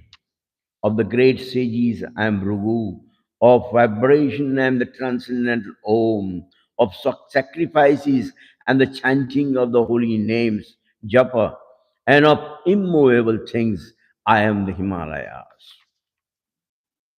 Of all the trees, I am the banyan tree. And of sages among the demigods, I am Narada. Of the Gandharvas, I am Chitraratha. And among perfected beings, I am the sage Kapila. Of horses, know me to be Uchashiva, produced during the churning of the ocean of nectar. Of lordly elephants, I am Airavat. And among men, I am the monarch. Of weapons, I'm the thunderbolt. Among cows, I'm the surbi. Of causes for procreation, I'm the Kandarpa, the god of love, and of serpents, I'm Vasuki. Of the many hooded Nagas, I'm the Anantan. Among the equities, I'm the demigods of Varuna. Of departed ancestors, I am Aryama, and among the dispensers of law, I am Yama, Lord of death. Among the Adityas, demons, I am the devotee Prahlad. Among subduers, I am the chime. Among beasts, I am lion, and among birds, I am the Garuda. Of purifiers, I am the wind, and the wielders of weapon, I am Rama. Of the fishes, I am the shark, and of flowing rivers, I am Ganges. Of all creations, I am beginning and the end, and also the middle. Of Arjuna, Of all sciences, I am the spirit science of the self, and among logicians, I am the conclusive truth. Of letters, I am letter A, and among compound words, I am the dual compound. I am also inexhaustible time, and of creators, I am Lord Brahma. I am all devouring that, and I am generating principle of all that is yet to be. Among women, I am the fame, fortune, fine speech, memory, intelligence, steadfastness, and patience. Of the hymns, I am the Samaveda, I am Sama, and of poetry, I am the Gayatri. Of months, I am Margashirsha, November, December. Of all seasons, I am flower bearing spring. I am also the gambling of the cheat, and of the splendid, I am the splendor. I am victory. I am adventure, and I am strength of the strong. Of the descendants of Runi, I am Vasudev, and of the Pandavas, I am Arjuna, of the sages, I am Vyasa, and among great thinkers, I am Usana. Among all means of surpassing lawlessness, I am punishment, and of those who seek victory, I am morality. Of secret things, I am silence, and of the wise, I am the wisdom. Furthermore, O Arjuna, I am generating seed of all existence. There is no being moving or non-moving that can exist without me. O mighty conqueror of enemies, there is no end to my divine manifestations. What I have spoken to you is but mere indication of infinite opulence. Know that all opulence, beautiful and glorious creations sprung from but a spark of splendor. But that need is there, Arjuna, for all this detailed knowledge within a single fragment of my self. I pervade and support this entire universe. The saints the Bhaktivedanta purport to 10th chapter of the Srimad Bhagavad Gita in the matter of the opulence of Absolute. Chapter 11, the universal form. Arjuna said, by my hearing and instructions, you have kindly given me about these most confidential spiritual subjects. My illusion has now been displayed. O lotus-eyed one, I have heard from you in detail about appearance and disappearances of every living entity and have realized your inexhaustible glories. O greatest of all personality, O supreme form, though I see you here before me in the actual position as you have described yourself, I wish to see how you have entered into cosmic manifestation. I want to see that form of yours. If you think that I am able to behold your cosmic form, O my Lord, O Master of the mystic power, then kindly show me that unlimited universal form. The Supreme Personality of Godhead say, my dear Arjuna, O son of Pritha, see how my opulence hundreds of thousands of very divine and multicolored forms. O best of Bharatas, see here the different manifestation Adityas, Vasus, Rudras, Ashwini Kumaras, and all other demigods before the many wonderful things which no one has ever seen or heard before. O Arjuna, whatever you wish to see, behold at once in this body of mine. This universal form can show you whatever you now desire to see and whatever you may have want to see in future. Everything moving and non-moving is here completely in one place. But you cannot see me with your present eyes. Therefore I give you divine eyes. Behold my mystic opulences. Sanjay said, O king, having spoken thus, the Supreme Lord of all mystic power, the personality of Godhead, displayed his universal form to Arjuna. Arjuna saw in that universal form unlimited mouths, unlimited eyes, unlimited wonderful visions. The form was decorated with many celestial ornaments and bore many divine unraised weapons. He wore celestial garlands and garments, and many divine scents were smeared over his body. All was wondrous, brilliant, unlimited, all expanding. If hundreds and thousands of suns were to rise at once into the sky, their radiance might resemble the effulgence of Supreme Personality in that universal form. At that time, Arjuna could see in the universal form all the lords that unlimited expansions of universe situated in one place, all were divided into many, many thousands.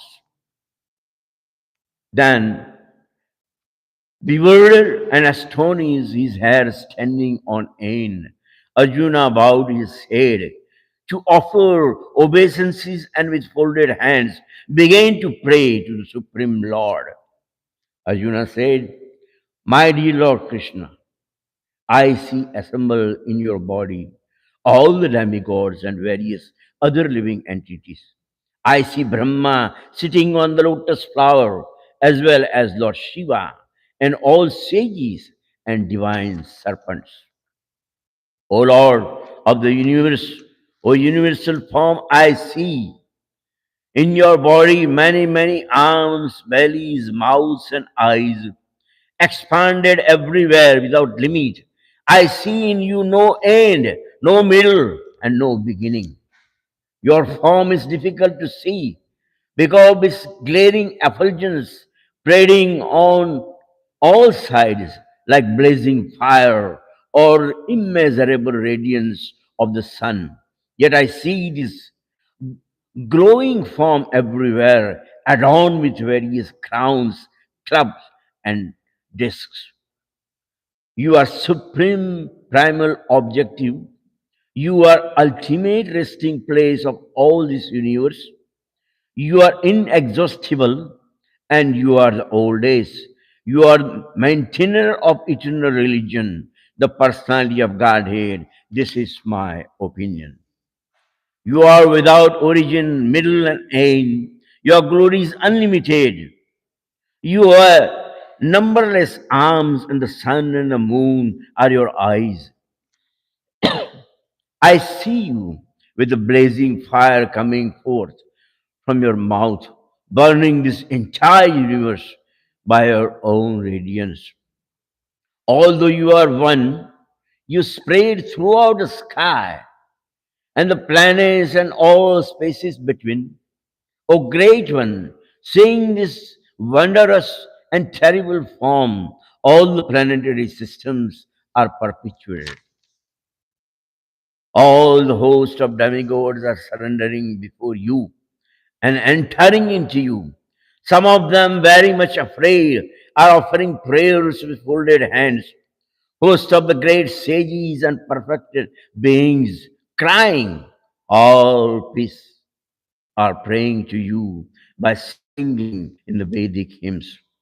All the various manifestations of Lord Shiva, Adityas and Vasus and Sadhyas, the Vishwadeva and two Ashwinis and Maruts, the forefathers, the Gandharvas, and the Yakshas and Asuras, and perfected demigods are beholding you in wonder. O mighty Amban, all the planets with the demigods are disturbed at seeing your great form, with its many faces, eyes, arms, thighs, legs, and bellies, and your many terrible teeth. And as they are disturbed, so I am. O Lord, pervading Vishnu, seeing you with your many radiant colors touching the sky, your gaping mouth, and your great glowing eyes, my mind is perturbed by fear. I can no longer maintain my steadiness or equilibrium of mind. O Lord of the Lord, O refuge of the world, please be gracious to me. I cannot keep my balance seeing this. Your blazing, death like faces and awful teeth. In all direction I am bewildered. All sons of all the sons of Dhritarashtra, among with their allies, kings and Bhishma, Drona, Karna, and our chief soldiers, also are rushing into your fearful mouth, and some I see trapped with heads smashed between your teeth. As the many waves of rivers flow into ocean, so do all these great warriors enter into blazing into your mouths. I see all people rushing full speed into your mouths, as mouths dash to destruction in the blazing fire. O Vishnu, I see you devouring all people from all sides with your flaming mouths, covering all the universe with your effulgence. You are manifest with terrible scorching rays. O Lord of the Lords, so fierce of form, please tell me who you are. I offer my obeisances unto you. Please be gracious to me.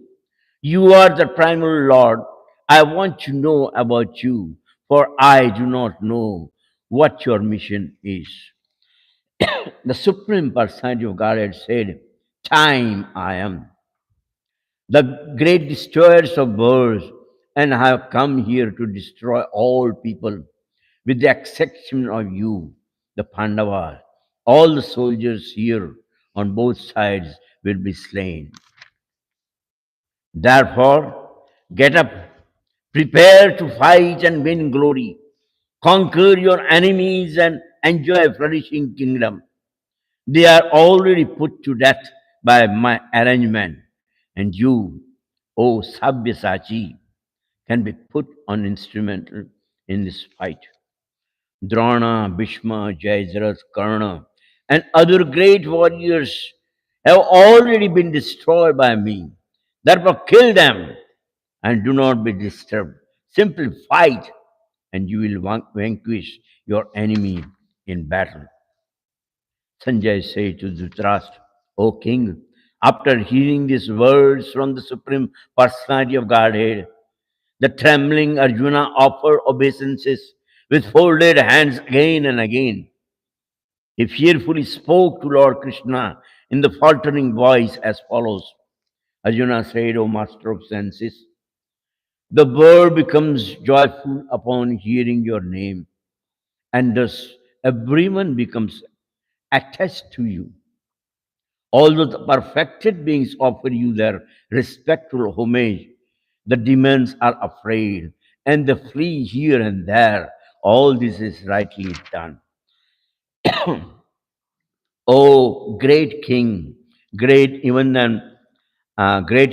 than Brahma, you are the original creator. Why then should they not offer their respectful obeisances unto you? O limitless one, God of gods, refuge of the universe, you are inconceivable source, the cause of the causes, transcendental to this material manifestation. You are the original personality of Godhead, the old days, the ultimate sanctuary of the manifesting cosmic world. You are the knower of everything, and you are all that is knowable. You are the supreme refuge above the material modes, or limitless form. This whole cosmic manifestation is pervaded by you. Thinking of you as my friend, I have rashly addressed you, O Krishna, O Yadava, O my friend. Not knowing your glories, please forgive whatever may have done in madness or in love. I have dishonored you many times, jesting as we relax, lay on same bed, or sat or ate together, sometimes alone and sometimes in front of many friends. O infallible one, please excuse me, for all these offenses. You are the Father of this complete cosmic manifestation of the moving and the non moving. You are his worshipable chief, the Supreme Spirit Master. No one is equal to you, nor can anyone be one with you. How then could there be anyone greater than you within these three worlds, O Lord of immeasurable power? You are the Supreme Lord, to be worshipped by every living being. Thus I fall down to offer you my respectful obeisances and ask your mercy.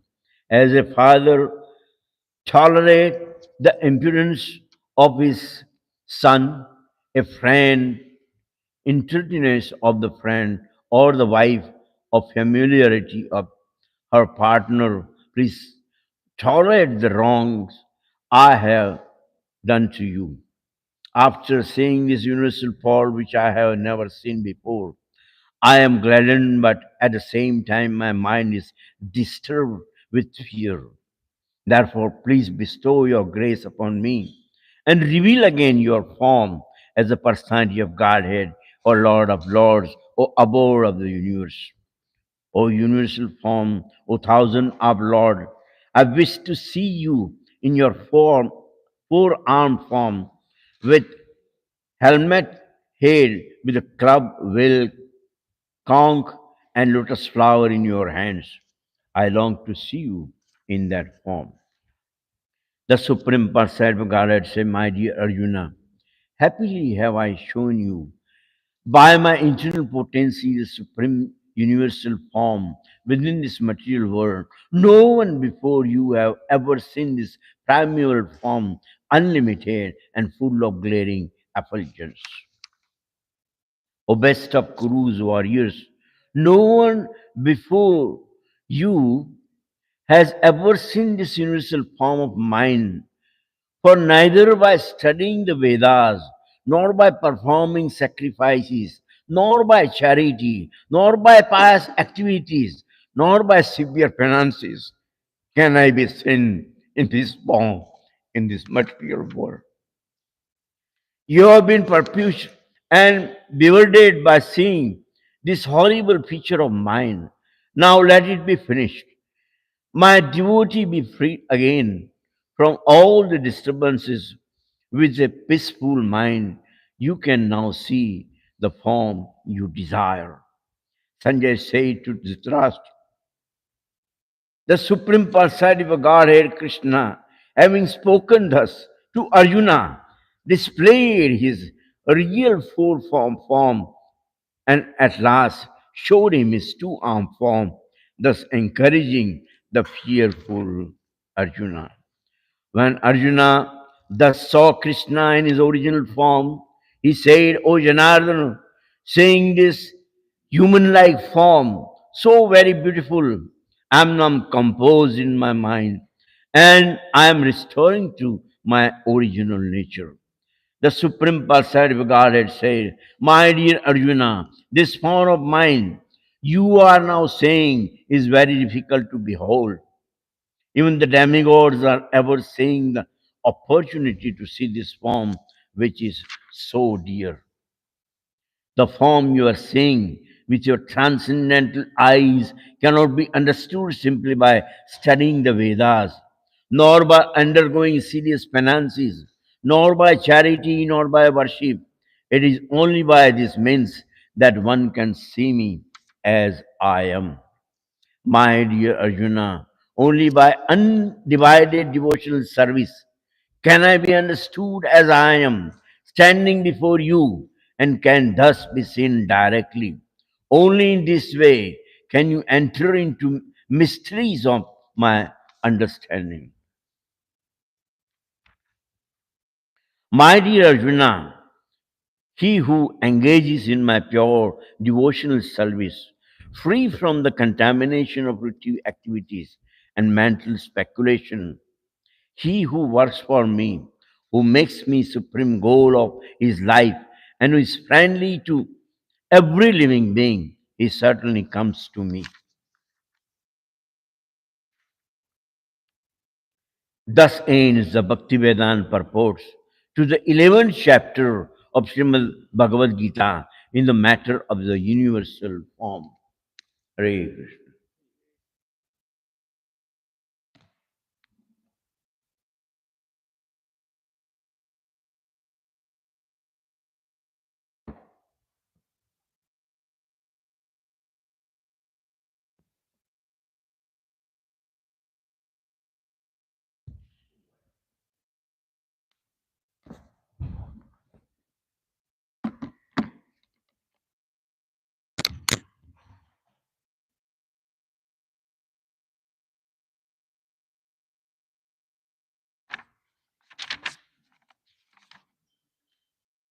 Chapter 12, titled Devotional Service.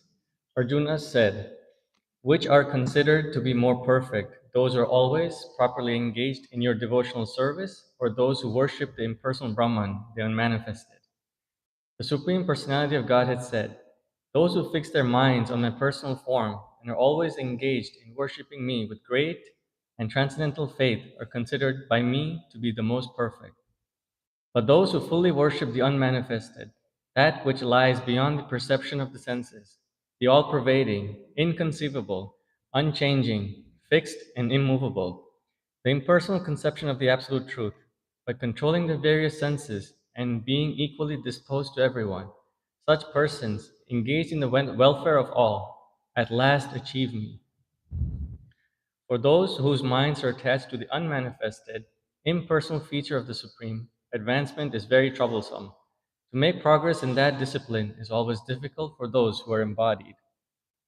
But those who worship me, giving up all their activities unto me, and being devoted to me without deviation, engaged in devotional service, and always meditating upon me, having fixed their minds upon me, O son of Pratha, for them I am the swift deliverer from the ocean of birth and death. Just fix your mind upon me, the Supreme Personality of Godhead, and engage all your intelligence in me. Thus you will live in me always, without a doubt. My dear Arjuna, O winner of wealth, if you cannot fix your mind upon me without deviation, then follow the regulative principles of Bhakti Yoga. In this way, develop a desire to attain me. If you cannot practice the regulations of Bhakti Yoga, then just try to work for me, because by working for me, you will come to the perfect stage. If, however, you are unable to work in this consciousness of me, then try to act giving up all results of your work and try to be self-situated. If you cannot take to this practice, then engage yourself in the cultivation of knowledge. Better than knowledge, however, is meditation, and better than meditation is renunciation of the fruits of action, for by such renunciation one can attain peace of mind. One who is not envious, but is a kind friend to all living entities, who does not think himself a proprietor and is free from false ego, who is equal in both happiness and distress, who is tolerant, always satisfied, self controlled, and engaged in devotional service with determination, his mind and intelligence fixed on me, such a devotee of mine is very dear to me. He by whom no one is put into difficulty, and who is not disturbed by anyone, who is equipoised in happiness and distress, fear and anxiety, is very dear to me. My devotee, who is not dependent on the ordinary course of activities, who is pure, expert, without cares, free from all pains, and not striving for some result, is very dear to me. One who neither rejoices nor grieves, who neither laments nor desires, and who renounces both auspicious and inauspicious things, such a devotee is very dear to me.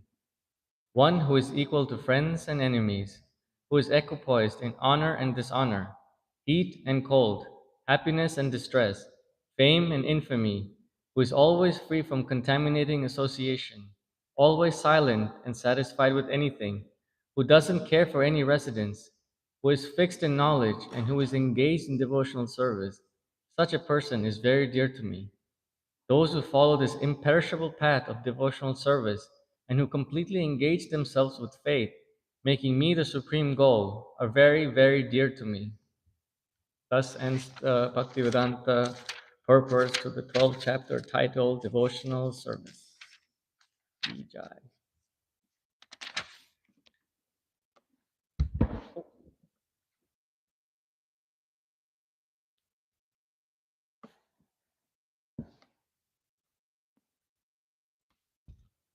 13th chapter, Nature, the Enjoyer, and the Consciousness. Arjuna said, O my dear Krishna, I wish to know about Prakriti, nature, Purusha, the enjoyer, and the field and the knower of the field, and the knowledge and the object of knowledge. The Supreme Personality of Godhead said, This body, O son of Kunti, is called the field, and one who knows this body is called the knower of the field. O scion of Bharata, you should understand that I am also the knower in all bodies. And to understand this body and its knower is called knowledge. That is my opinion. Now please hear my brief description of this field of activity and how it is constituted, what its changes are, when whence it is produced, who the knower of the field of activities is, and what his influences are. That knowledge of the field of activities and of the knower of the activities is described by various sages in various Vedic writing. It is specially presented in Vedanta Sutra with all reasoning as to the cause and the effect. The five great elements false ego, intelligence, the unmanifested, the ten senses, and the mind, the five sense objects, desire, hatred, happiness, distress, the aggregate, the life symptoms, and conviction, all these are considered in summary to be the field of activities and its interactions. Humility, pridelessness, non-violence, tolerance, simplicity, approaching a bona fide spiritual master, cleanliness, steadiness, self-control, renunciation of the objects of sense gratification, absence of false ego, the perception of evil of birth, death, old age, and disease, detachment, freedom from entanglement with children, wife, home, and the rest, even mindness amid pleasant and unpleasant events, constant and unalloyed devotion to me, aspiring to live in a solitary place, detachment from general masses of people, accepting the importance of self realization and philosophical search for the absolute truth. All these I declare to be the knowledge, and beside this, whatever they may be, is ignorance. I shall now explain the knowable, knowing which you will taste the eternal Brahman, the Spirit, beginningless and subordinate to me, lies beyond the cause and the effect of this material world. Everyone are his hands and legs, his eyes, head, and faces, and he has ears everywhere. In this way, the supersoul exists, pervading everywhere. The supersoul is the original source of all the senses, yet he is without senses. He is unattached, although he is the maintainer of all living beings. He transcends the modes of nature, and at the same time, he is the master of all the modes of material nature. The supreme truth exists outside and inside of all living beings, the moving and the non moving. Because he is subtle, he is beyond the power of the material senses to see or to know. Although far, far away, he is also near to all. Although the supersoul appears to be divided among all beings, he is never divided. He is situated as one. Although he is the maintainer of every living entity, it is to be understood that he devours and develops all. He is the source of light in all luminous objects. He is beyond the darkness of matter and is unmanifested. He is the knowledge. He is the object of knowledge and he is the goal of knowledge. He is situated in everyone's heart.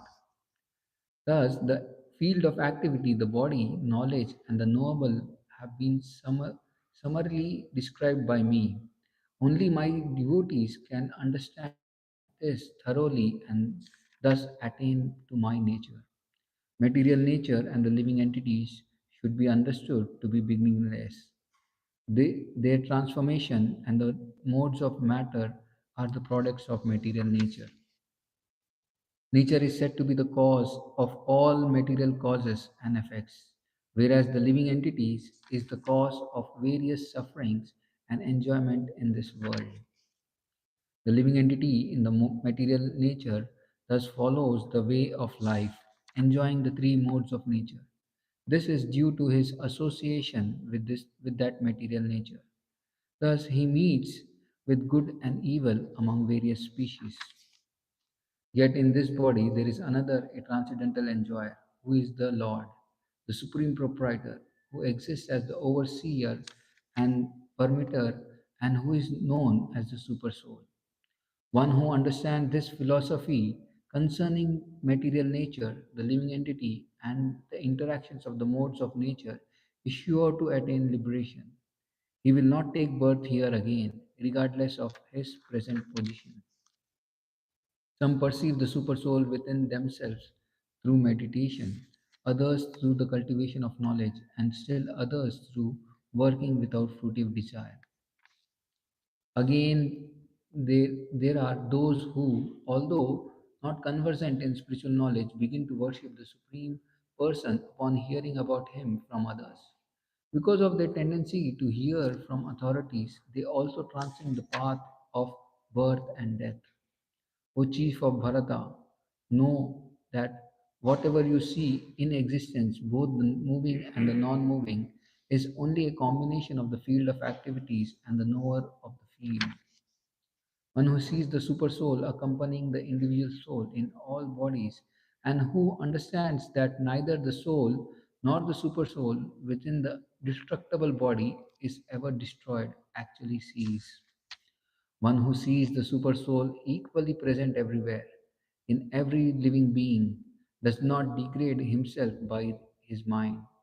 Thus, he approaches the transcendental destination. One who can see that all activities are performed by the body, which is created of material nature, and sees that the self does nothing, actually sees.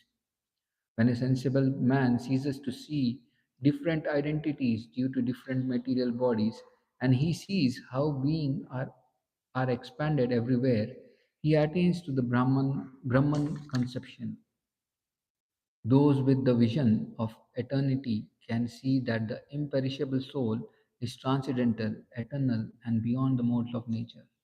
Despite contact with the material body, O Arjuna, the soul neither does anything nor is entangled. The sky, due to its subtle nature, does not mix with anything, although it is all pervading. Similarly, the soul, situated in Brahman vision, does not mix with the body, though situated in that body. O son of Bharata, as the sun alone illuminates all this universe, so does the living entity, one within the body, illuminates the entire body by consciousness. Those who see with the eyes of knowledge the difference between the body and the knower of the body, and can also understand the process of liberation from the bondage in material nature, attain to the Supreme Soul. Thus ends the Bhaktivedanta purport to the 13th chapter of the Srimad Bhagavad Gita in the matter of nature, the enjoyer, and the consciousness.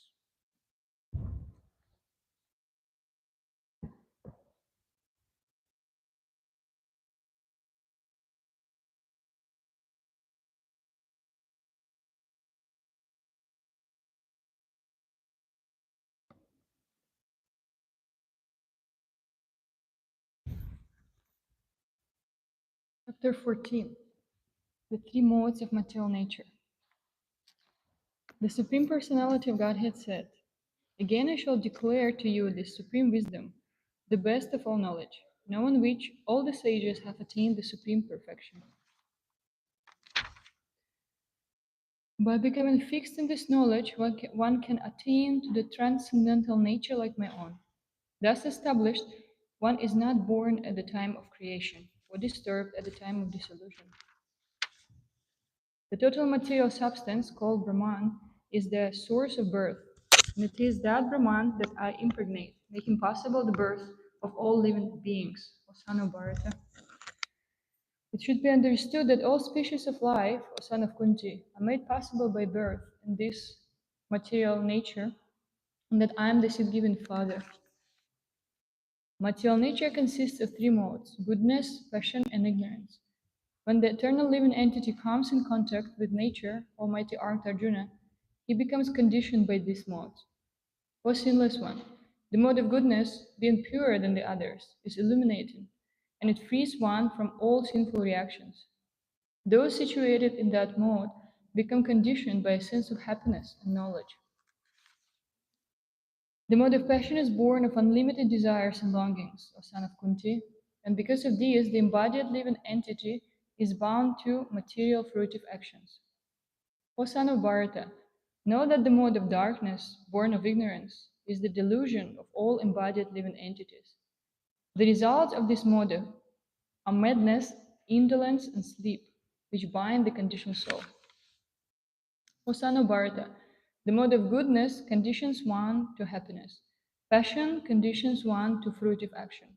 And ignorance, covering one's knowledge, binds one to madness. Sometimes the mode of goodness becomes prominent, defeating the modes of passion and ignorance, O son of Bharata. Sometimes the mode of passion defeats goodness and ignorance, and at other times, ignorance defeats goodness and passion. In this way, there is always competition for supremacy. The manifestation of the mode of goodness can be experienced when all the gates of the body are illuminated by knowledge. O chief of the Bharatas, when there is an increase in the mode of passion, the symptoms of great attachment, fruitive activity, intense endeavor, and uncontrollable desire and hankering develop. When there is an increase in the mode of ignorance, O son of Kuru, darkness, inertia, madness, and illusion are manifested. When one dies in the mode of goodness, he attains to the pure higher planets of the great sages. When one dies in the mode of passion, he takes birth among those engaged in fruitive activities. And when one dies in the mode of ignorance, he takes birth in an animal kingdom. The result of pious action is pure and is said to be in the mode of goodness. But action done in the mode of passion results in misery, and action performed in the mode of ignorance results in foolishness. From the mode of goodness, real knowledge develops. From the mode of passion, greed develops. And from the mode of ignorance develops foolishness, madness, and illusion. Those situated in the mode of goodness gradually go upward to the higher planets. Those in the mode of passion live on the earthly planets. And those in the abominable mode of ignorance go down to the hellish worlds. When one properly sees that in all activities no other performer is at work than these modes of nature, and he knows the Supreme Lord, who is transcendental to all these modes, he attains my spiritual nature. When the embodied being is able to transcend these three modes associated with the material body, he can become free from birth, death, old age, and their distresses, and can enjoy nectar even in this life. Arjuna inquired, O my dear Lord, by which symptoms is one known who is transcendental to these three modes? What is his behavior, and how does he transcend the mode of nature? The Supreme Personality of Godhead said, O son of Pandu, he who does not hate illumination, attachment, and delusion when they are present, or long for them when they disappear, who is unwavering and undisturbed through all these reactions of the material qualities, remaining neutral and transcendental, knowing that the modes alone are active, who is situated in the self and regards alike happiness and distress, who looks upon a lump of earth, a stone, and a piece of gold with an equal eye, who is equal toward the desirable and the undesirable, who is steady, situated equally well in praise and blame, honor and dishonor, who treats alike both friend and enemy, and who has renounced all material activities. Such a person is said to have transcended the modes of nature. One who engages in full devotional service, unfailing in all circumstances, at once transcends the modes of material nature, and thus comes to the level of Brahman. And I am the basis of the impersonal Brahman, which is immortal, imperishable, and eternal, and is the constitutional position of ultimate happiness.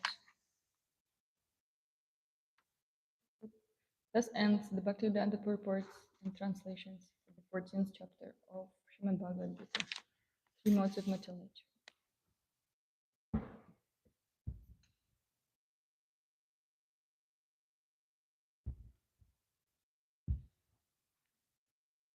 Chapter 15, Yoga of the Supreme Person, Purushottam Yoga. The Supreme Personality of Godhead said, "It is said that there is an imperishable banyan tree that has roots upward and branches down, whose leaves are the Vedic hymns. One who knows this tree is the knower of the Vedas." The branches of the tree extend downward and upward, nourished by the three modes of material nature. The twigs are the objects of the senses. This tree also has roots going down, and these are bound to the fruitive actions of human society.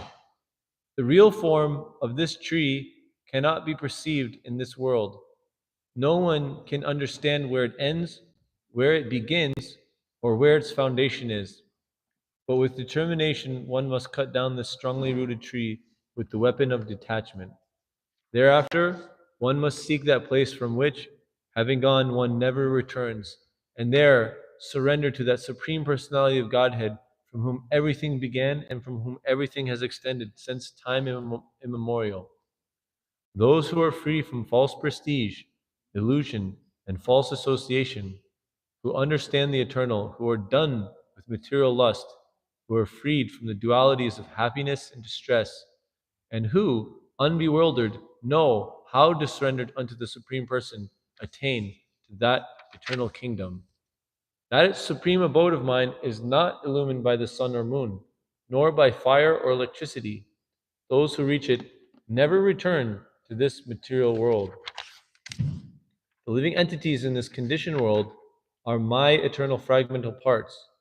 Due to conditioned life, they are struggling very hard with the six senses, which include the mind. The living entity in the material world carries his different conceptions of life from one body to another, as the air carries aromas. Thus, he takes one kind of body and again quits it to take another. The living entity, thus taking another gross body, obtains a certain type of ear, eye, tongue, nose, and sense of touch, which are grouped about the mind. He thus enjoys a particular set of sense objects. The foolish cannot understand how a living entity can quit his body, nor can they understand what sort of body he enjoys under the spell of the modes of nature. But one whose eyes are trained in knowledge can see all this. The endeavoring transcendentalists who are situated in self-realization can see all this clearly. But those whose minds are not developed and who are not situated in self-realization cannot see what is taking place, though they may try.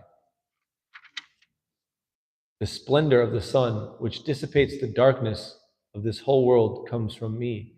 And the splendor of the moon and the splendor of fire are also from me. I enter into each planet, and by my energy they stay in orbit. I become the moon and therefore supply the juice of life to all vegetables. I am the fire of digestion in the bodies of all living entities. I join with the air of life, outgoing and incoming, to digest the four kinds of foodstuffs. I am seated in everyone's heart, and from me come remembrance, knowledge, and forgetfulness. By all the Vedas, I am to be known. Indeed, I am the compiler of Vedanta, and I am the knower of the Vedas. There are two classes of beings, the fallible and the infallible. In the material world, every living entity is fallible, and in the spiritual world, every living entity is called infallible. Besides these two, there is the greatest living personality, the Supreme Soul, the imperishable Lord Himself, who has entered the three worlds and is maintaining them. Because I am transcendental beyond both the fallible and infallible, and because I am the greatest, I am celebrated both in the world and in the Vedas as that Supreme Person. Whoever knows me as the Supreme Personality of Godhead without doubting is the knower of everything. He therefore engages himself in full devotional service to me, O son of Bharat. This is the most confidential part of the Vedic scriptures, O sinless one, and is now disclosed by me. Whoever understands this will become wise, and his endeavors will know perfection. Thus ends the 15th chapter of the Srimad Bhagavad Gita in the matter of Purushottam Yoga, the yoga of the Supreme Person.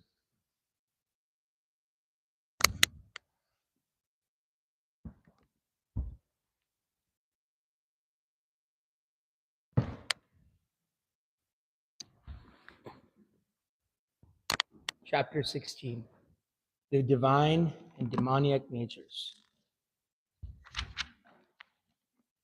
The Supreme Personality of Godhead said, fearlessness, purification of one's existence, cultivation of spiritual knowledge, charity, self-control, performance of sacrifice, study of the Vedas, austerity, simplicity, non-violence, truthfulness, freedom from anger, renunciation, tranquility, aversion to fault-finding, compassion for all living entities, freedom from covetousness, gentleness, modesty, steady determination, vigor, forgiveness, fortitude, cleanliness, and freedom from envy and from the passion for honor. These transcendental qualities, O son of Bharat, belong to godly men endowed with divine nature. Pride, arrogance, conceit, anger, harshness, and ignorance. These qualities belong to those of demonic nature, O son of Pritha. The transcendental qualities are conducive to liberation, whereas the demoniac qualities make for bondage. Do not worry, O son of Pandu, for you are born with the divine qualities. O son of Pritha, in this world there are two kinds of created beings. One is called divine and the other demoniac. I have already explained to you at length the divine qualities. Now hear from me of the demoniac. Those who are demoniac do not know what is to be done and what is not to be done. Neither cleanliness nor proper behavior nor truth is found in them. They say that this world is unreal and with no foundation, no God in control. They say it is produced of sex desire and has no cause other than lust. Following such conclusions, the demoniac, who are lost to themselves and who have no intelligence, engage in unbeneficial, horrible works meant to destroy the world. Taking shelter of insatiable lust and absorbed in the conceit of pride and false prestige, the demoniac, thus illusioned, are always sworn to unclean work, attracted by the impermanent. They believe that to gratify the senses is a prime necessity of human civilization. Thus, until the end of life, the anxiety is immeasurable. Bound by a network of hundreds of thousands of desires, absorbed in lust and anger, they secure money by illegal means for sense gratification. The demonic person thinks, so much wealth do I have today, and I will gain more according to my schemes. So much is mine now, and it will increase in the future more and more. He is my enemy, and I have killed him, and my other enemies will also be killed. I am the Lord of everything. I am the enjoyer. I am perfect, powerful, and happy. I am the richest man surrounded by aristocratic relatives. There's none so powerful and happy as I am. I shall perform sacrifices. I shall give some charity, and thus I shall rejoice. In this way, such persons are deluded by ignorance. Thus perplexed by various anxieties and bound by a network of illusions, they become too strongly attached to sense enjoyment and fall down into hell. Self-complacent and always impudent, deluded by wealth and false prestige, they sometimes proudly perform sacrifices in name only, without following any rules or regulations. Bewildered by false ego, strength, pride, lust, and anger, the demons become envious of the Supreme Personality of Godhead, who is situated in their own bodies and in the bodies of others, and blaspheme against the real religion. Those who are envious and mischievous, who are the lowest among men, are perpetually cast into the ocean of material existence, into various demoniac species of life, attaining repeated birth amongst the species of demoniac life. O son of Kunti, such persons can never approach me. Gradually, they sink down to the most abominable type of existence. There are three gates leading to this hell: lust, anger, and greed. Every sane man should give these up, for they lead to the degradation of the soul. Man who has escaped these three gates of hell, O son of Kunti, performs acts conducive to self realization and thus gradually attains the supreme destination.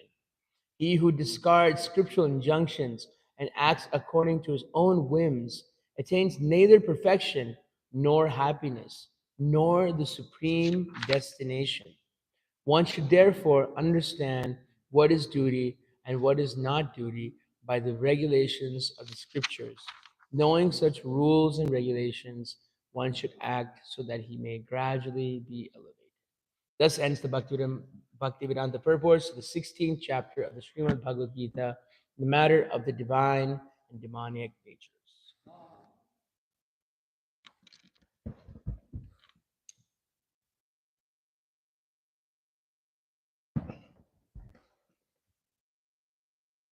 Reading from chapter 17, Bhagavad Gita, as it is, entitled The Divisions of Faith. Arjuna inquired, O Krishna, what is the situation of those who do not follow the principles of Scripture, but worship according to their own imagination? Are they in goodness, in passion, or in ignorance? The Supreme Personality of Godhead said, according to the modes of nature acquired by the embodied soul, one's faith can be of three kinds: in goodness, in passion, or in ignorance. Now hear about this. O son of Bharata, according to one's existence under the various modes of nature, one evolves a particular kind of faith. The living being is said to be of a particular faith according to the modes is required.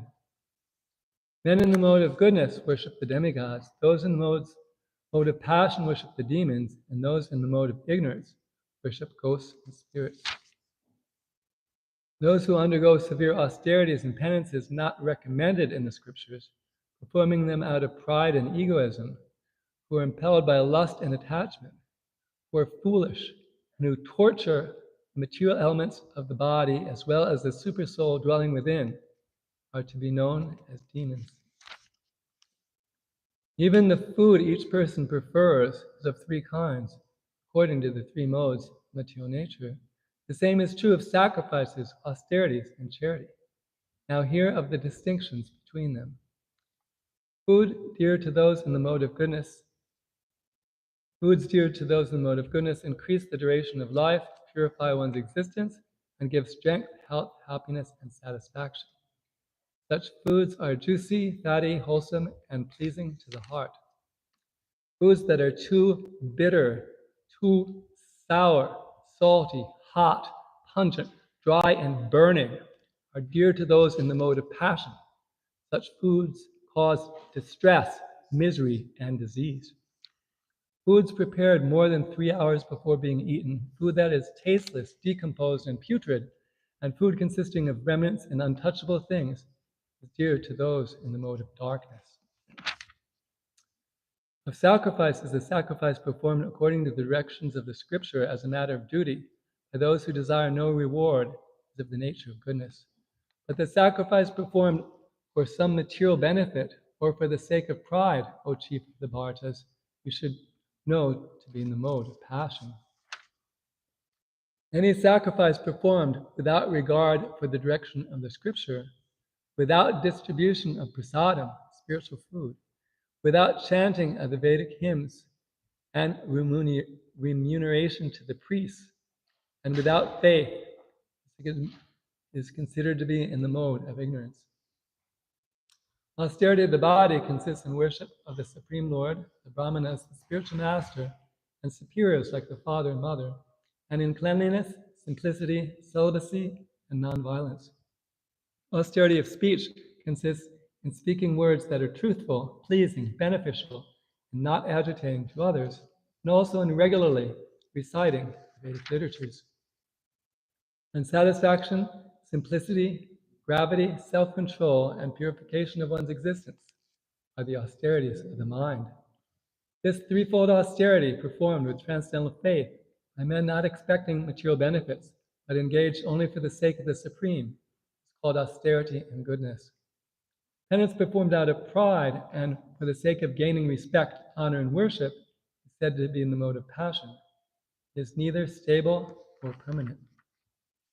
Penance performed out of foolishness is self-torture, or to destroy or injure others is said to be in the mode of ignorance. Charity given out of duty without expectation of return at the proper time and place and to a worthy person is considered to be in the mode of goodness. But charity performed with the expectation of some return or with a desire for fruitive results or in a grudging mood is said to be charity in the mode of passion. And charity performed at an impure place at an improper time to unworthy persons or without proper attention and respect is said to be in the mode of ignorance.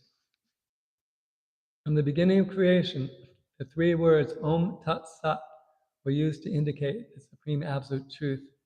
These symbolic representations were used by the Brahmanas while chanting the hymns of the Vedas and during sacrifices for the satisfaction of the Supreme.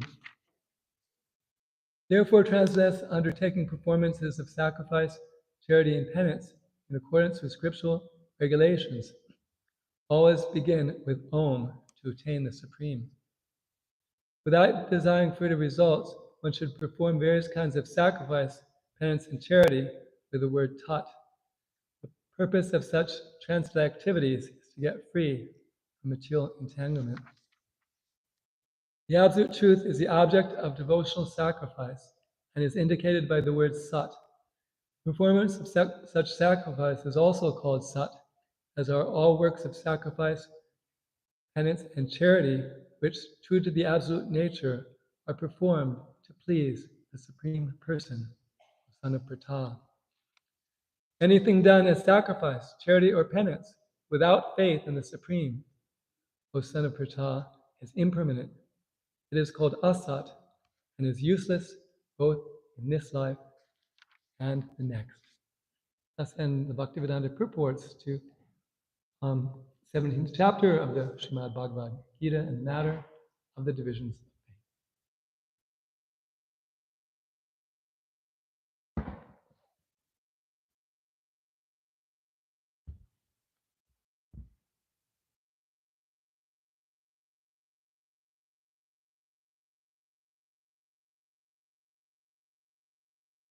Arjuna Uvacha. Arjuna said, O mighty armed one, I wish to understand the purpose of renunciation, Tyaga, and of the renounced order of life, Sannyas. O killer of the Keshi demon, master of the senses. Sri Bhagavan Uvacha, the personality of God had said, the giving up of activities that are based on material desire is what great learned men call the renounced order of life, sannyas, and giving up the results of all activities is what the wise call renunciation, tyaga.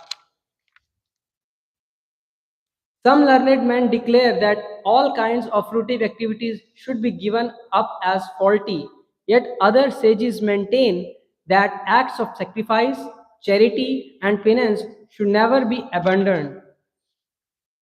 O best of the Bharatas, now hear my judgment about renunciation.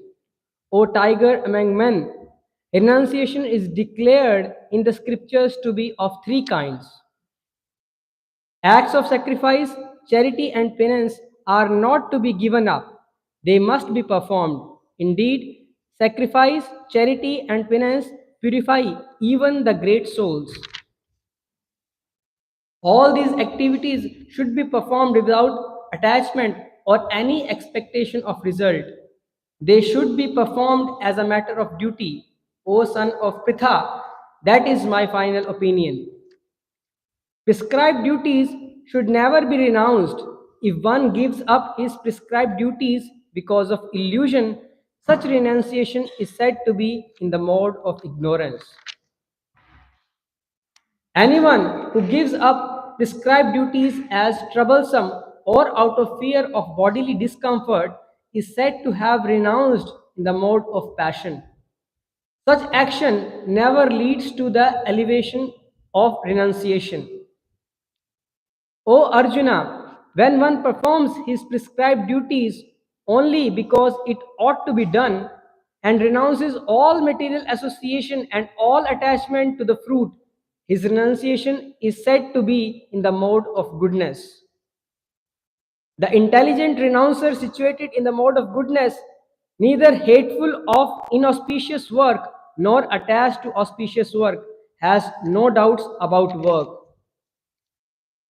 It is indeed impossible for an embodied being to give up all activities, but he who renounces the fruit of action is called one who has truly renounced. For one who is not renounced, the threefold fruits of action, desirable, undesirable, and mixed, occur after death. But those who are in the renounced order of life have no such result to suffer or enjoy. O mighty armed Arjuna, according to the Vedanta, there are 5 causes for the accomplishment of all action. Now learn of these from me.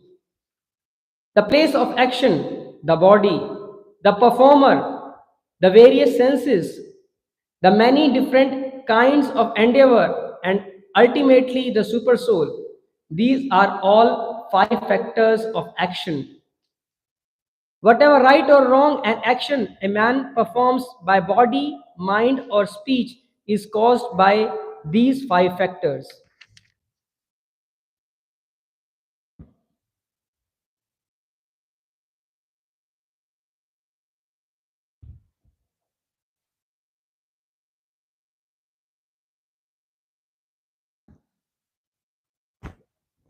Hare Krishna. Therefore, one who thinks himself the only doer, not considering the 5 factors, is certainly not very intelligent and cannot see things as they are. One who is not motivated by false ego, whose intelligence is not entangled, though he kills men in this world, does not kill, nor is he bound by his actions. Knowledge, the object of knowledge, and the knower are the 3 factors that motivate action. The senses, the work, and the doer are the 3 constituents of action. According to the 3 different modes of material nature, there are 3 kinds of knowledge: action and performer of action. Now hear of them from me. That knowledge by which one undivided spiritual nature is seen in all living entities, though they are divided into innumerable forms, you should understand to be in the mode of goodness. That knowledge by which one sees that in every different body there is a different type of living entity, you should understand to be in the mode of passion.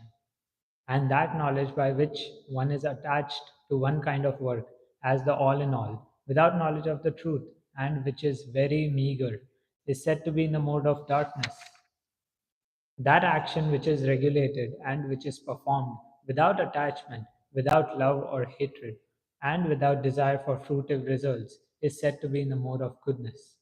But action performed with great effort by one seeking to gratify his desires and enacted from a sense of false ego is called action in the mode of passion. That action performed in illusion, in disregard of scriptural injunctions, and without concern for future bondage, or for violence or distress caused to others, is said to be in the mode of ignorance.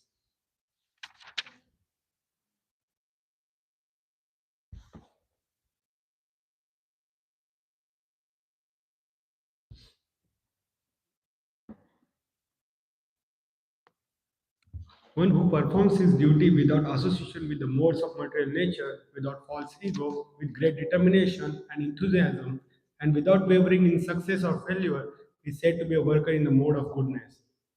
The worker who is attached to work and the fruits of work, desiring to enjoy those fruits, and who is greedy, always envious, impure, and moved by joy and sorrow, is said to be in the mode of passion. The worker who is always engaged in work against the injunctions of the scripture, who is materialistic, obstinate, cheating, and expert in insulting others, and who is lazy, always morose and procrastinating, is said to be worker in the mode of ignorance.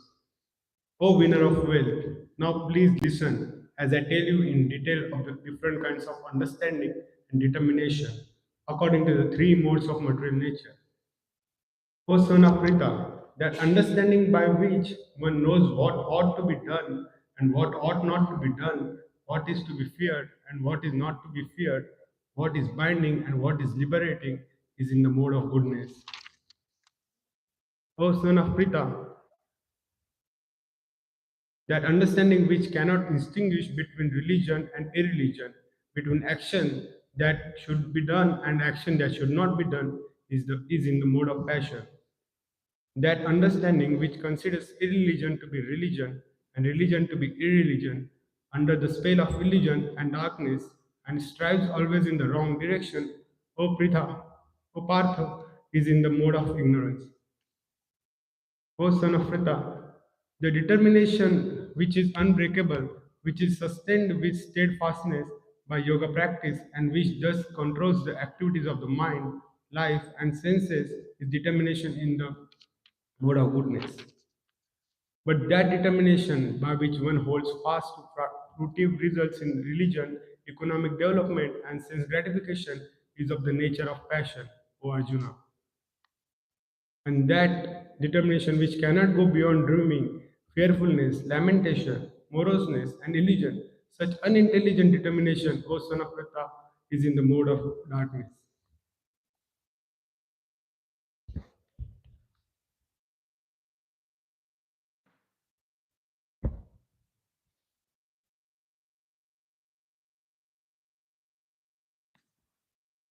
O best of the Bharatas, now please hear from me about the three kinds of happiness by which the conditioned souls enjoys and by which he sometimes comes to the end of all distress. That which is the beginning may be just like poison, but at the end is just like nectar, and which awakens one to self realization is said to be happiness in the mode of goodness. That happiness which is derived from the contact of the senses with their objects and appears like nectar at first but poison at the end is said to be the nature of passion. And that happiness which blind to self-realization, which is delusion from beginning to end, and which arises from sleep, laziness, and illusion, is said to be the nature of ignorance.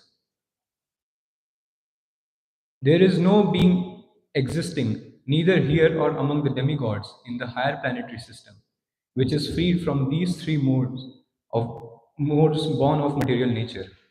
Brahmanas, Kshatriyas, Vaishyas, and Shudras are distinguished by the qualities born of their own nature in accordance with the material modes, O chastiser of the enemy. Peacefulness, self control, austerity, purity, tolerance, honesty, knowledge, wisdom, and religiousness. These are the natural qualities by which the Brahmanas work. Heroism, power, determination, resourcefulness, courage in battle, generosity, and leadership are the natural qualities of the work for the Kshatriyas. Farming, cow protection, and business are the natural work for the Vaishyas, and for the Shudras, there is labor and service to others. By following his qualities of work, every man can become perfect. Now, please hear from me how this can be done.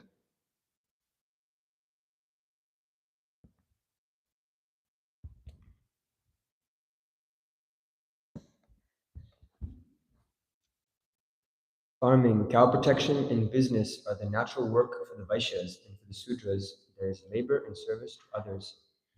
By following his qualities of work, every man can become perfect. Now please hear from me how this can be done. By worship of the Lord, who is the source of all beings, who is all pervading, a man can attain perfection through performing his own work. It is better to engage in one's own occupation, even though one may perform it imperfectly, than to accept another's occupation and perform it perfectly. Duties prescribed according to one's nature are never affected by sinful reactions.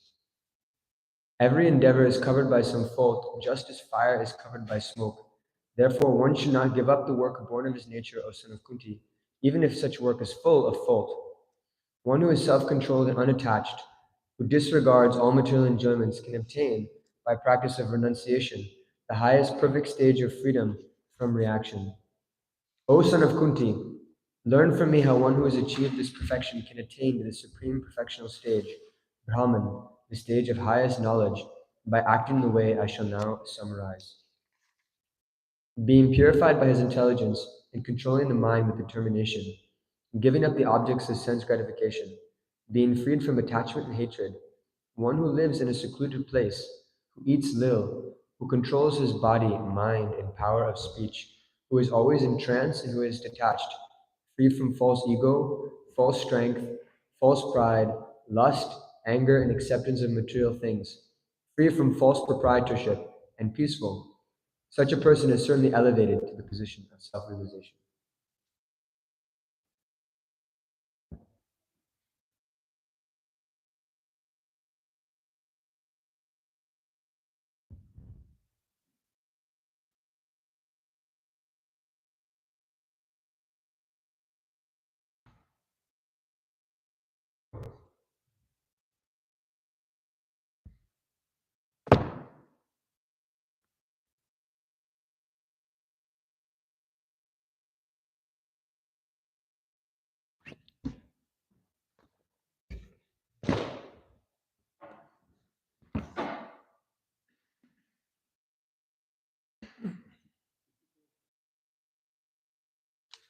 One who is thus transcendently situated at once realizes the supreme Brahman and becomes fully joyful. He never laments or desires to have anything. He is equally disposed towards every living entity. In that state, he attains pure devotional service unto me. Though engaged in all kinds of activities, my pure devotee, under my protection, reaches the eternal and imperishable abode by my grace. And all activities just depend upon me and work always under my protection. In such devotional service, be fully conscious of me. If you become conscious of me, you will pass over all the obstacles of conditional life by my grace. If, however, you do not work in such consciousness, but act through false ego, not hearing me, you will be lost. If you do not act according to my direction and do not fight, then you will be falsely directed. By your nature, you will have to be engaged in warfare. Under illusion, you are now declining to act according to my direction, but compelled by the work born of your own nature, you will act all the same, O son of Kunti. The Supreme Lord is situated in everyone's heart, O Arjuna, and is directing the wanderings of all living entities, or seated as on a machine made of the material energy. O sign of Bharata, surrender unto him utterly. By his grace, you will attain transcendental peace and the supreme and eternal abode. Thus, I have explained to you knowledge still more confidential. Deliberate on this fully, and then do what you wish to do. Because you are my very dear friend, I am speaking to you my supreme instruction, the most confidential knowledge of all. Hear this from me, for it is for your benefit. Always think of me, become my devotee, worship me, and offer your homage unto me. Thus you will come to me without fail. I promise you this because you are my very dear friend. Abandon all varieties of religion and just surrender unto me. I shall deliver you from all sinful reactions. Do not fear. This confidential knowledge may never be explained to those who are not austere or devoted or engaged in devotional service, nor to one who is envious of me. The one who explains this supreme secret to the devotees, pure devotional service is guaranteed, and at the end, he will come back to me. There is no servant in this world more dear to me than he, nor will there ever be one more dear. And I declare that he who studies this sacred conversation of ours worships me by his intelligence. And one who listens with faith and without envy becomes free from sinful reactions and attains to the auspicious planets where the pious dwell. O son of Pritha, O conqueror of wealth, have you heard this with an attentive mind? And are your ignorance and illusion now dispelled? Arjuna said, My dear Krishna, O infallible one, my illusion is now gone. I've regained my memory by your mercy. I am now firm and free from doubt and prepared to act according to your instructions. Sanjaya said, Thus I have heard the conversation of two great souls, Krishna and Arjuna. And so wonderful is that message that my hair is standing on end. By the mercy of Vyas, I have heard these most confidential talks directly from the master of all mysticism, Krishna, who was speaking personally to Arjuna. O king, as I repeatedly recall this wondrous and holy dialogue between Krishna and Arjuna, I take pleasure, being thrilled at every moment. O king, as I remember the wonderful form of Lord Krishna, I am struck with wonder more and more, and I rejoice again and again. Wherever there is Krishna, the master of all mystics, and wherever there is Arjuna, the supreme archer, there will also certainly be opulence, victory, extraordinary power, and morality. That is my opinion. Thus ends the Bhaktivedanta purports to the 18th chapter of the Srimad Bhagavad Gita in the matter of its conclusion, the perfection of renunciation. That completes our Sri Sri Radha Govinda Mandir reading of the English translations of the Bhagavad Gita. And I would like to add the reading of the Gita Mahatmya, verses 1 through 7, English translation, which Srila Prabhupada has placed at the conclusion of his introduction to the Bhagavad Gita.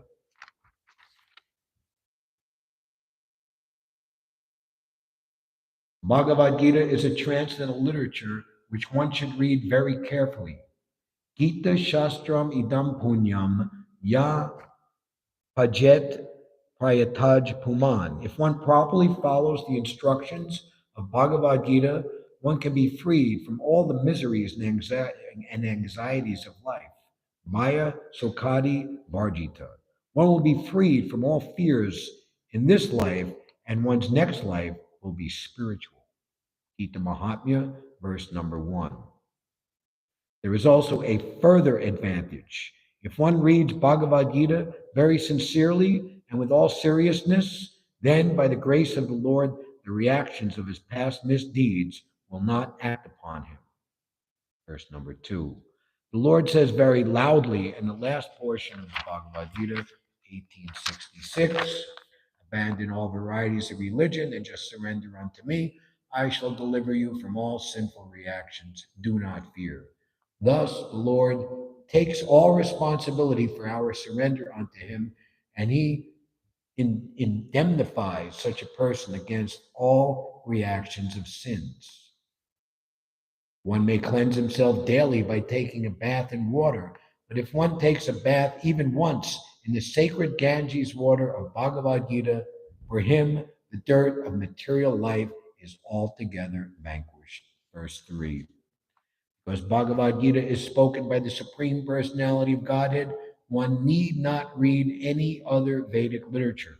One need only attentively and regularly hear and read Bhagavad Gita. In the present age, people are so absorbed in mundane activities that it is not possible for them to read all the Vedic literatures. But this is not necessary. This one book, Bhagavad Gita, will suffice because it is the essence of all Vedic literatures, and especially because it is spoken by the Supreme Personality of Godhead. Gita Mahatmya, verse number 4. One who drinks the water of the Ganges attains salvation. So what to speak of one who drinks the nectar of Bhagavad Gita? Bhagavad Gita is the essential nectar of the Mahabharata, and it is spoken by Lord Krishna himself, the original Vishnu. Verse 5. Bhagavad Gita comes from the mouth of the Supreme Personality of Godhead, and the Ganges is said to emanate from the lotus feet of the Lord. Of course, there is no difference between the mouth and the feet of the Supreme Lord, but from an impartial study, we can appreciate that Bhagavad Gita is even more important than the water of the Ganges. This Gita Upanishad, Bhagavad Gita, the essence of all the Upanishads, is just like a cow, and Lord Krishna, who is famous as a cowherd boy, is milking this cow. Arjuna is just like a calf, and learned scholars and pure devotees are to drink the nectarian milk of Bhagavad Gita. That's Gita Mahatmya, verse 6. And finally, Gita Mahatmya, verse 7. In this present day, people are very much eager to have one scripture, one God, one religion, and one occupation. Therefore, let there be one scripture only, one common scripture for the whole world, Bhagavad Gita. And let there be one God for the whole world, Sri Krishna, and one hymn, one mantra, one prayer, the chanting of Hare Krishna, Krishna Krishna, Hare Hare, Hare Rama, Rama Rama, Hare Hare.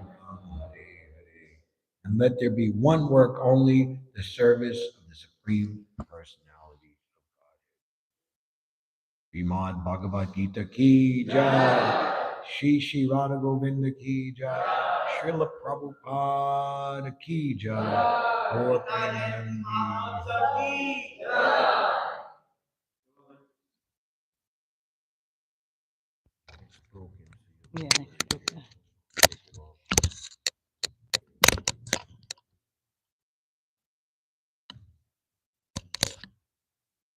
Gita Jayanti Mahotsav ki jai.